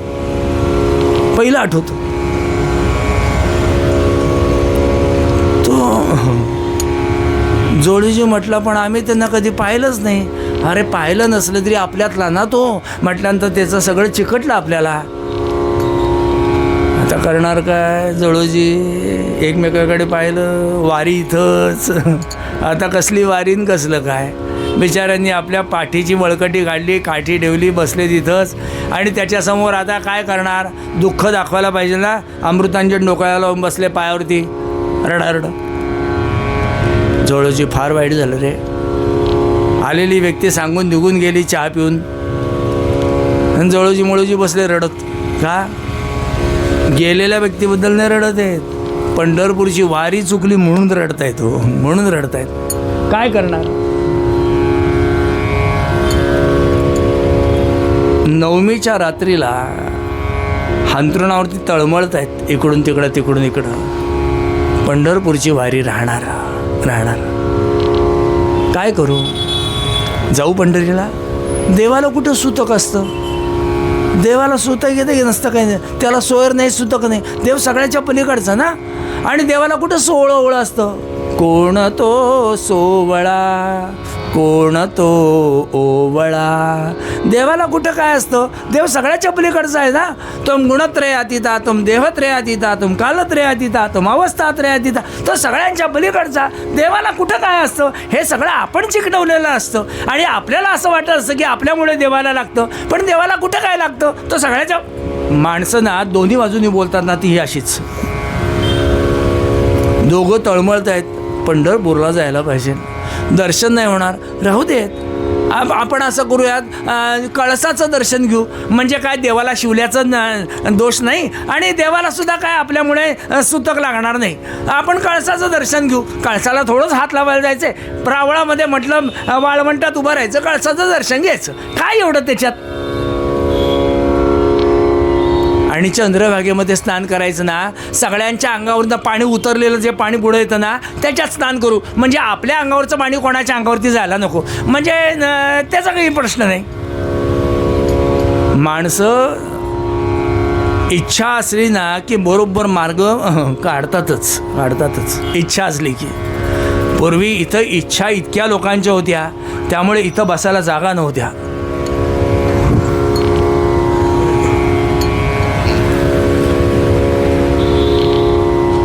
जळोजी त्या रात्रीच गाव झोपलंय सगळं. घरच्यांना सांगितलं आपल्या घरी कोणी येणार नाही, का आपल्याला सुतक आहे, त्यामुळे घरी कोणार नाही, त्यामुळे आम्ही घरात आहोत का नाही आहोत कोणाला कळायचा मार्गच नाही. बरं 10 दिवस आता सुतक असल्यामुळे काम बंद आहे. काम बंद म्हटल्यानंतर तेरी बी चूप मेरी बी चूप, दरवाजा लावून ठेवा, आम्ही गेलेलो कोणाला कळणारच नाही. रात्रीच दोघांनी घर सोडलं. त्या अंधार कापत कापत कापत हुंडरगुळीच्या बाहेर पडले आणि झप पावलं टाकत पंढरपुरात आले. आले. तुम्हाला सांगतो, चंद्रभागेला गेले, पाहतायत लोक स्नान करतायत, आपलं अंगावरचं पाणी त्यांच्या अंगावरती गेलं तर सुतक लागेल ना त्यांना, म्हणून बिचारे चंद्रभागेला जरा पुढं गेले की जिथं कोणी आंघोळ करत नाही आहे आणि इतर लोकांच्या अंगावरनं खाली आलेल्या पाण्यामध्ये तिथं आंघोळ करतायत. का आपलं त्यांच्या अंगावर नको, त्यांचं आपल्या अंगावरती पाणी आलेलं चालेल. स्नान करावं, रावळामध्ये आलेत आणि कळसाकडे पाहतायत, दर्शन घेतलं, पण भूक ना देवा, तसं तुला सुतक कुठं असतं, म्हणजे तुला काही नसतंच ना. आम्ही काय करतो, असं लांबनं दर्शन घेतो तुझं, म्हणजे काय तुला हात लावण्याचं दुःख नाही ना. म्हणून नामदेवांच्या पायरीजवळ आले, चोखोबांच्या समाधीच्या जवळ आले आणि तिथून पांडुरंग बघतायत, दिसतोय का. अहो दिसेच ना, आतमध्ये गर्दी एवढी ना. म्हटले आपल्याला थोडंच देवाला हात लावायचं आहे, आतमध्ये जाऊन फक्त बघूयात आणि लोकांना बाजूला होईल कशाला सांगायचं, आपण कोणाला शिवायचंच नाही ना, म्हणजे कोणाला काही प्रश्नच नाही. म्हणून आतमध्ये गेले. आतमध्ये गेल्यानंतर आता तो गरुड खांब काय लाकडाचाच आहे आणि म्हटलं ते काय ओलं नसतं, त्यामुळे त्याला काही नसतं. त्या खांबाला पाड घासली. आतमध्ये पांडुरंग बघताय, दिसतोय कशाला, कोणाला हात थोडाच लावायचा आहे आणि कोणी आपल्याला हात थोडाच लावणार आहे. म्हणून म्हटलं आपण लांबून दर्शन घेऊयात, म्हणून गाभाऱ्यात गेले. हात कुठं लावायचं आहे, लांबून दर्शन घ्यायचं आहे. म्हणून लांब उभे राहिलं आणि दर्शन घेतलं पांडुरंगाचं. वा रे वा, सावळे सुंदर रूप मनोहर सावळे, ते छान पांडुरंगाचं दर्शन. वा रे वा. करचरण सरोजम सांद्र नीलांबुदाभम जगन्निहितपाणिं मंडलं मंडलानां तरुण तुलसीमाला कंधरं कंजनेत्रं सदयधवलहासं विठ्ठलं चिंतयामि. पंढरीनाथ महाराज की जय. वा रे वा. तिथंच म्हटलं जमिनीवरती डोकं ठेवलं. देवा हात लावता येत नाही तुला, पण इथंच डोकं ठेवतो, हां इथला नमस्कार तू तिथं घे. असं म्हणून जमिनीवरती डोकं ठेवलं, नमस्कार केला, बाहेर आले. रावळामध्ये कीर्तन चालू होतं, थोडंच आपल्याला तिथं जायचं आहे, लांबून ऐकूयात. म्हणून रावळात लांब बसले, कीर्तन ऐकलं. म्हटलं तिथं प्रसाद होता, म्हटलं तो प्रसाद म्हटलं नको खायला, का सगळ्यांच्यामध्ये जाऊन बसावं लागेल ना, म्हणून बिचाऱ्यांनी प्रसाद घेतला नाही. आणि कीर्तन वगैरे सगळं ऐकलं, सगळं झालं आणि आता निघायचं. पण हुंडरगोळीवरनं काय हे दोघंच आलेले नव्हते, यांच्यासारखे 50 अजून जण आले होते ना हुंडरगुळीचे. आणि हुंडरगुळीच्या आलेल्या 50 लोकांनी पांडुरंग बघायचा सोडला, चंद्रभागा सोडली, कीर्तन सोडलं.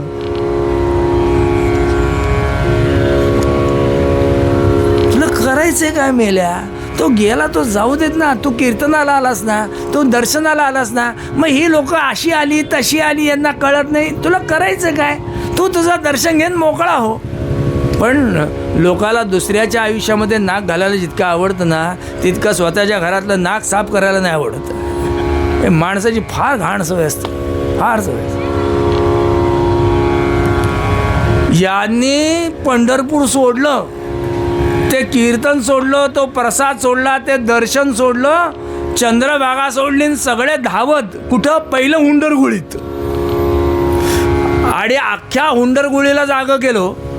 पूर्वी असं म्हणायची पद्धत होती, खेडेगावामध्ये कोणाच्या घरात खट्ट वाजलं ना की सगळ्यांच्या घरात खुट्ट वाजायचं, असं पूर्वी होतं.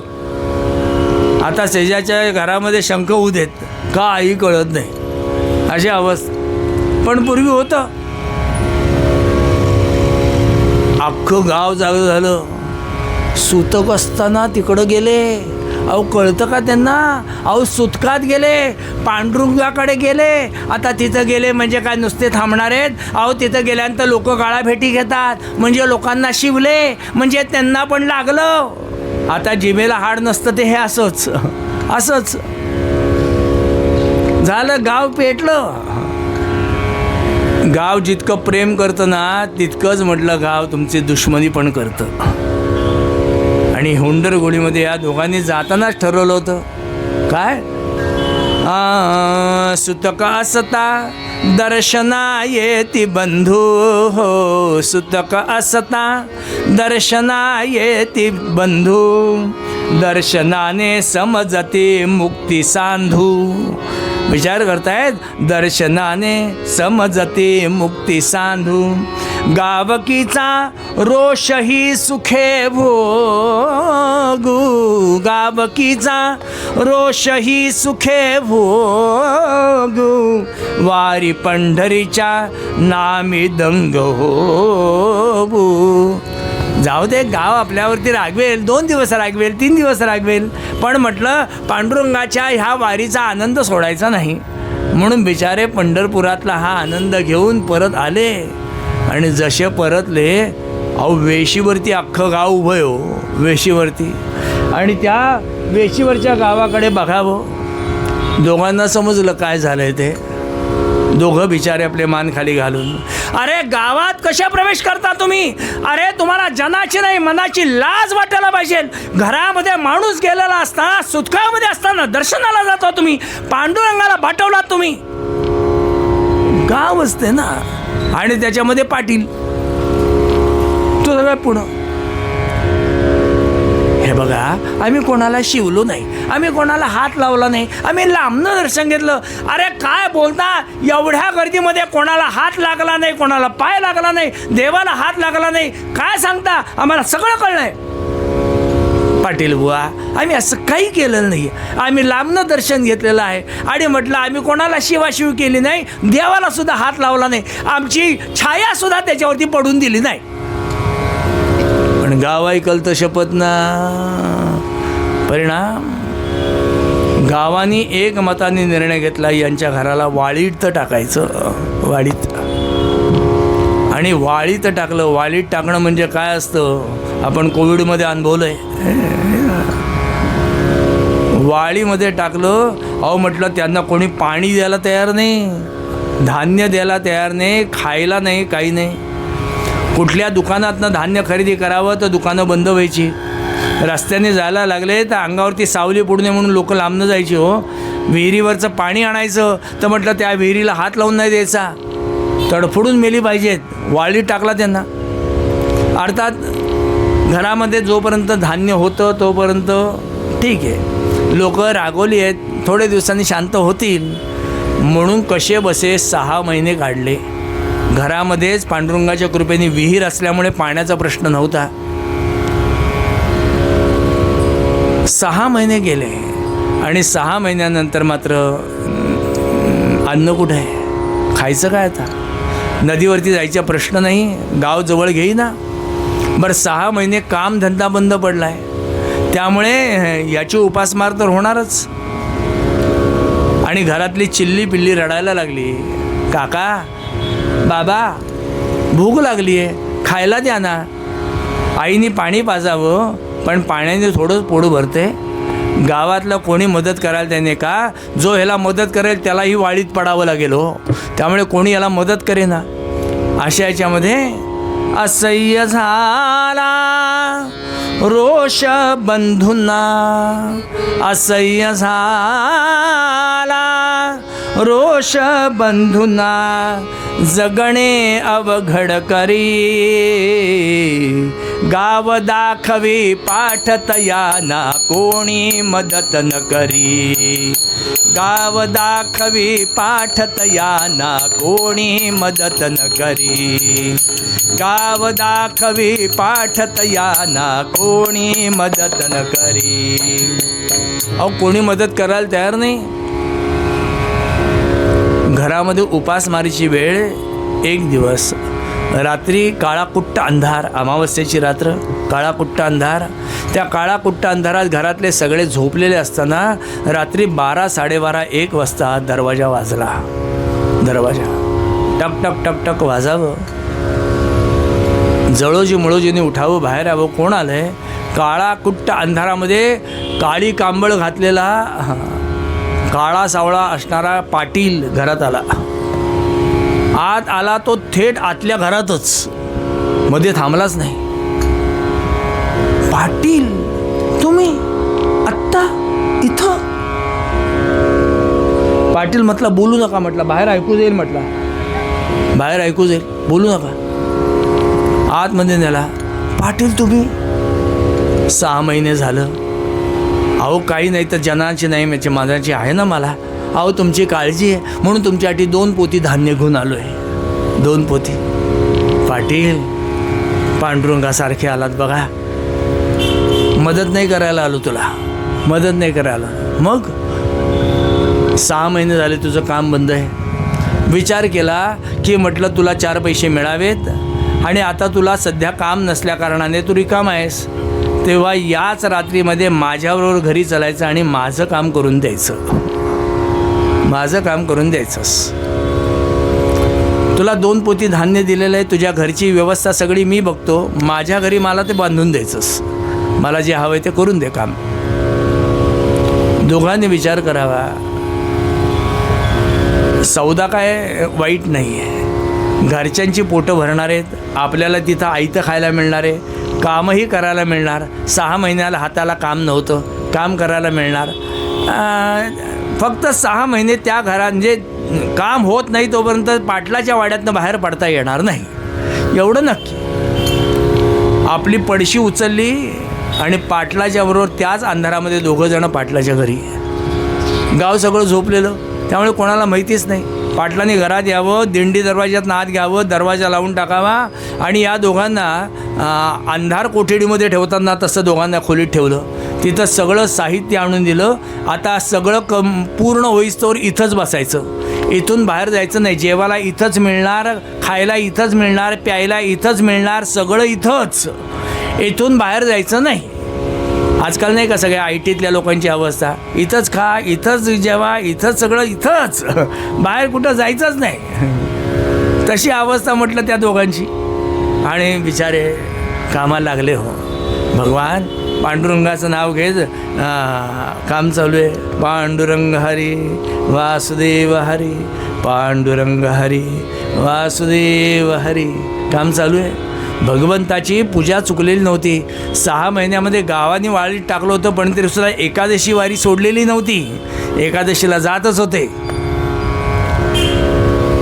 कामाला सुरुवात. 1 दिवस झाला, 2 दिवस झाला, 3 दिवस झाला. आपल्यासाठी दिवस ते त्या खोलीमध्ये असल्यामुळे दिवस उजाडला कधी, मावळला कधी, कोणाला कळतंय का? आतमध्ये खोलीमध्ये, त्यामुळे दिवसाचा संबंधच नाही. आतमध्ये लावलेल्या दिव्याच्या प्रकाशात काम. 24 तास दिवा चालू, त्यामुळे दिवस नाहीच. झोप आली की झोपायचं, उठलं की कामाला सुरुवात, खाऊन झालं की झोप आली झोपायचं, पुन्हा कामाला सुरुवात. दिवस आजचा आहे का उद्याचा आहे, आज प्रतिपदा आहे का अष्टमी आहे, कोणाला कळतंय? शुक्लातली चालली आहे का कृष्णातली चालली आहे, कोणाला कळतंय का? कारण बाहेरचा प्रकाशच माहिती नाही. आणि जळोजी मळोजी बोलायला लागले. दादा म्हटलं आपण येऊन किती दिवस झाले रे? काय माहिती कधी आलो आपण. आल्यापासून आपण खोलीच्या बाहेर गेलोच नाही आहे आणि खोलीत त्या कॅलेंडर नाही आहे. आपण कधी आलो माहितीच नाही, किती दिवस झाले माहिती नाही. दादा पंढरपूरची वारी आता आली असेल ना रे? काय माहिती कधी आली असेल, का? आपण कधी आलो तेच आपल्याला माहिती नाही. अंधारात आल्यामुळे कुठल्या दिवशी आलो ते माहिती नाही. इथं येऊन किती दिवस राहिलो तेही माहिती नाही. पण असं आहे, भगवंताला काळजी ना. तुम्हाला सांगतो, ये एकादशी पाटीला गृही,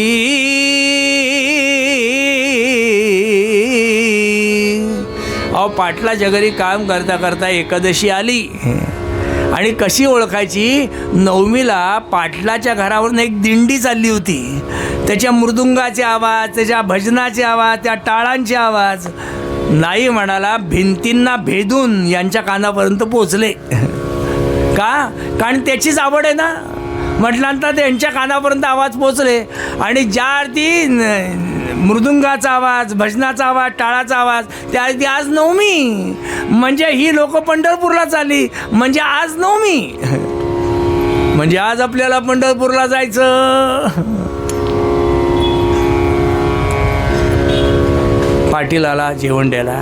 पाटील बुवा, तुम्हाला माहिती आहे आमची पंढरपूरची वारी असते. आम्ही रात्रीच्या अंधारातनं तुमच्या घरातनं बाहेर पडतो, कोणाला कळणार पण नाही, कोणाला दिसणार नाही. आम्ही पंढरपूरला जातो, दर्शन घेतो, अंधारातच परत तुमच्या घरात येतो आणि पुन्हा कामाला लागतो. जाऊ येडा का खुळं? अरे म्हटलं, कोणाला माझ्या घरातनं तुम्हाला बाहेर पडताना पाहिलं तर मलाच गाव वाळीत टाकेल. पाटील, कोणाला कळणार नाही, कोणाला दिसणार सुद्धा नाही, आम्ही गुपचूप जातो. मला म्हटलं जमणार नाही, तुम्ही इथंच थांबायचं, इथंच काम करायचं आणि मग उरकलं की घरी जा. पाटील, असं नका करू, आमची पांडुरंगाची वारी आहे, असं बोलू नका. जायचं असेल तर पुन्हा यायचं नाही आणि केल्या कामाचे पैसे पण मिळणार नाहीत. दोघं विचार करतायत, पैसा महत्त्वाचा का पांडुरंग महत्त्वाचा? काय महत्त्वाचं, पैसा का पांडुरंग? पण मनाचा हिया झाला नाही, पांडुरंग महत्त्वाचा, पैसा महत्त्वाचा नाही. पाटील घरामध्ये झोपल्यानंतर घरची मंडळी सगळी झोपली आणि दोघांनी दिंडी दरवाजा उघडला. बाहेर पडले ते थेट पंढरपूरच. मध्ये थांबलेच नाही, आता काय होईल ते होईल. दोघं थेट पंढरपूर. तुम्हाला सांगतो, सकाळी आमचा पाटील उठला आणि पाटलाची स्वारी उठल्यानंतर येऊन पाहिलं जळोजी मळोजीला खोलीमध्ये झोपलेत. जळोजी काम करताय ना? हो पाटील बुवा. पटकन उठले, हातपाय धुतले, तोंड धुतलं आणि कामाला लागले. पाटील बुवा, आम्हाला असं वाटतंय ना की आजच 8 दिवसाचं राहिलेलं काम पूर्ण करून टाकतो. आजच्या दिवशीच 8 दिवसाचं काम करतो, म्हणजे काय पुन्हा उद्याचा दिवस नकोच ना. अरे पण म्हटलं किती काम शिल्लक आहे, तुम्ही काळजीच करू नका. आज म्हटलं जेवण नको, खाण नको, नाश्ता नको, चहा नको, काही नको. आज फक्त काम, 8 दिवसाचं काम आज पूर्ण करणारच म्हटला.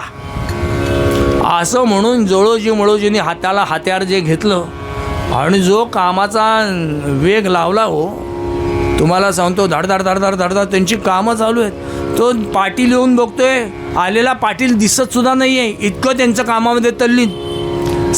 पाटलांनी जेवण आणून ठेवलं, नाश्ता आणून ठेवला, पुन्हा येऊन बघतो ते तसंच पडलेलं.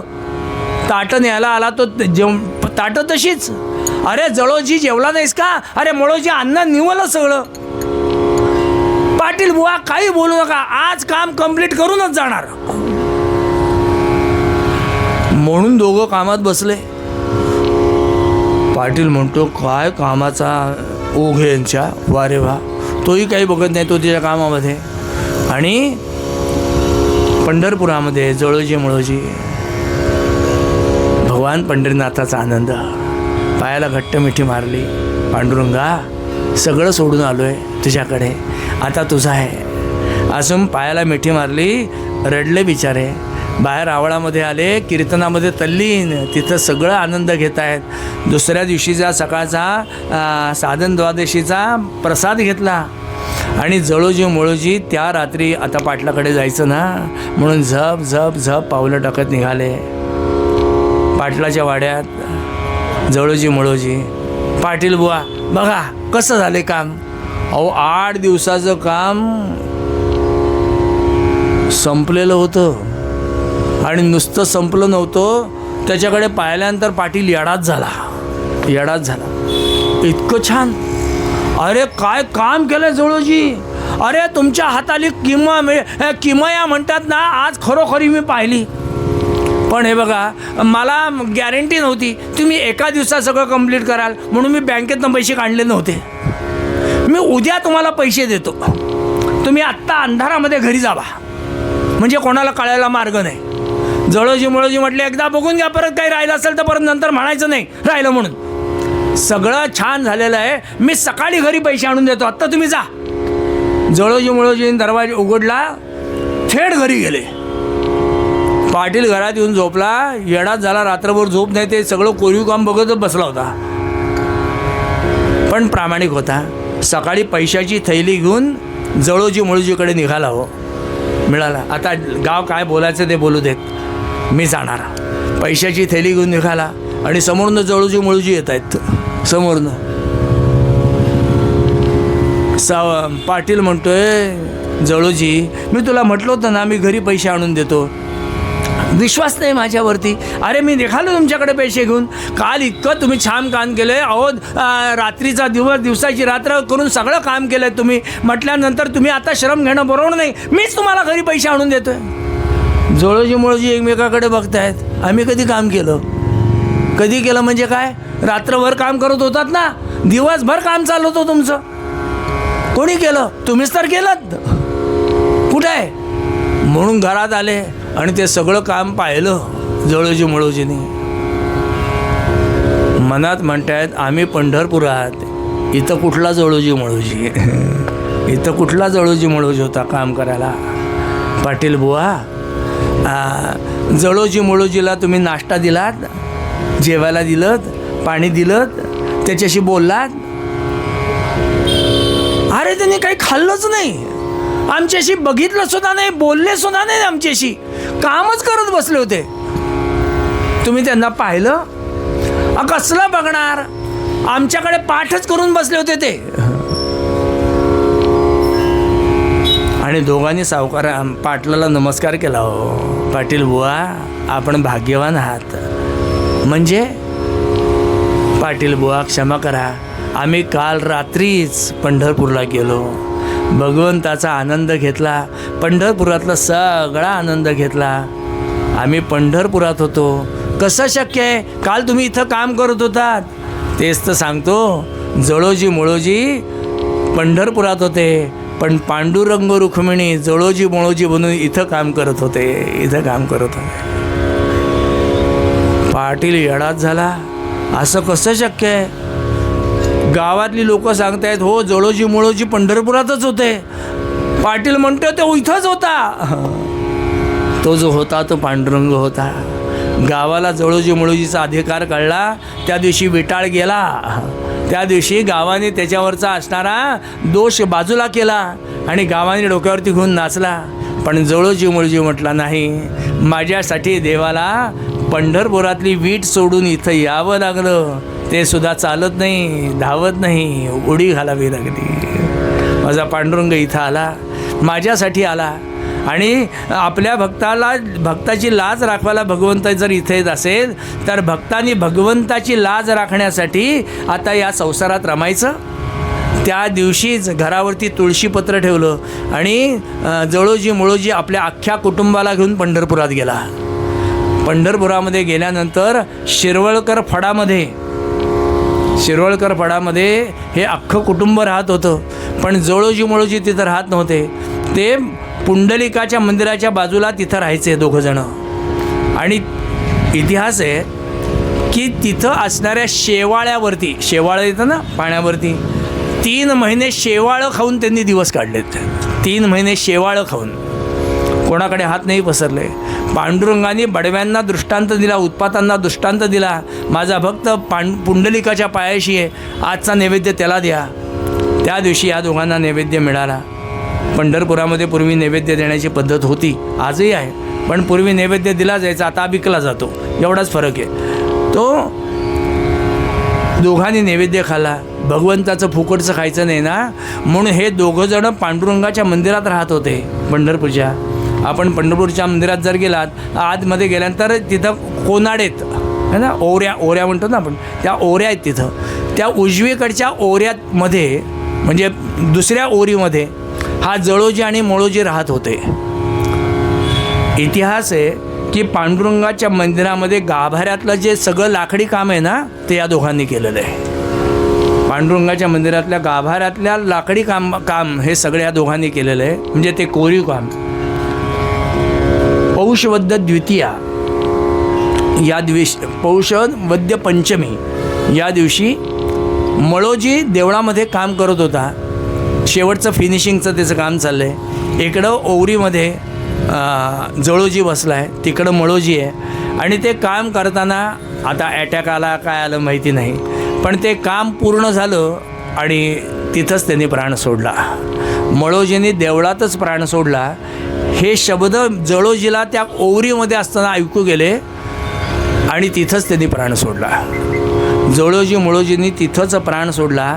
आजही जर पंढरपुरात गेलात तर या जळोजीची आणि मळोजीची तिथं समाधी आहे पंढरपुरात. या जळोजी मळोजींनी पांडुरंगाच्या ह्या मंदिरातलं केलेलं हे काम त्याची साक्ष देतं. भगवंताला प्रेमाने हाक मारा, आपलेपणाने हाक मारा. भगवंत तुमच्यासाठी उडी घालतोच घालतो. भगवंत तुमच्यासाठी धावत नाही आहेत. सगळ्या कष्टांना बाजूला सारून भगवंत तुमच्यासाठी पुढं येतो आणि तुमचं आयुष्य समृद्ध करून सोडतो. पण ते करण्यासाठी भक्ती करावी लागते. आणि ती भक्ती कशी तर स्वस्वरूपानुसंधानम, भगवंताचं अनुसंधान ज्याच्यामध्ये राखलं जाईल असं कुठलंही काम करायला मी तयार आहे. आणि जे काम मला अनुसंधानापासून दूर करेल त्या कुठल्याही कामामध्ये न रमावं अशा विचारांपर्यंत पोचणं म्हटलं ही भक्ती महाराज म्हणतात जळोजी मळोजींनी केली.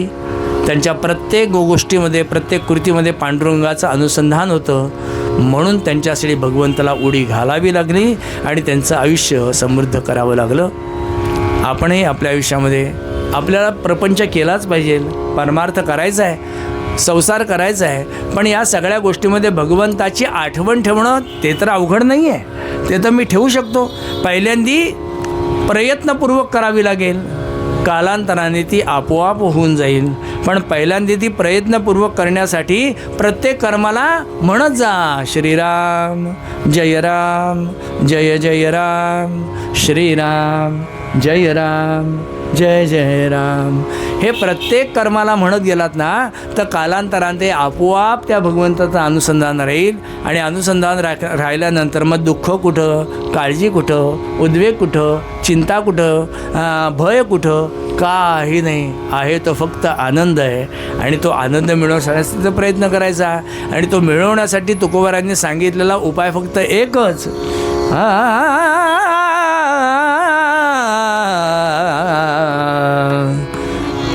भक्तिपाशी देव घाली तसे उडी, भक्तिपाशी देव घाली तसे उडी, भक्तिपाशी देव घाली तसे उडी. दूत असे गोडी अर्जुनाची, दूत असे गोडी अर्जुनाची, भक्तिपाशी देव घाली तसे उडी, भक्तिपाशी देव घाली तसे उडी, भक्तिपाशी देव घाली तसे उडी, घाली तसे उडी, घाली तसे उडी. असो, प्रतिवार्षिक महाराज सेवा करून घेतात तशी आजची ही सेवा महाराजांच्या चरणी त्यांनी करून घेतली. अर्पण करूयात आणि मागणं मागूयात. हेचे दान दे गा देवा आवडी हेची माझे सर्व जोड, नलगे मुक्ती संपदा संत संगा दे हे सदा. तुका म्हणे गर्भवासी सुखे घालावे आम्हासी.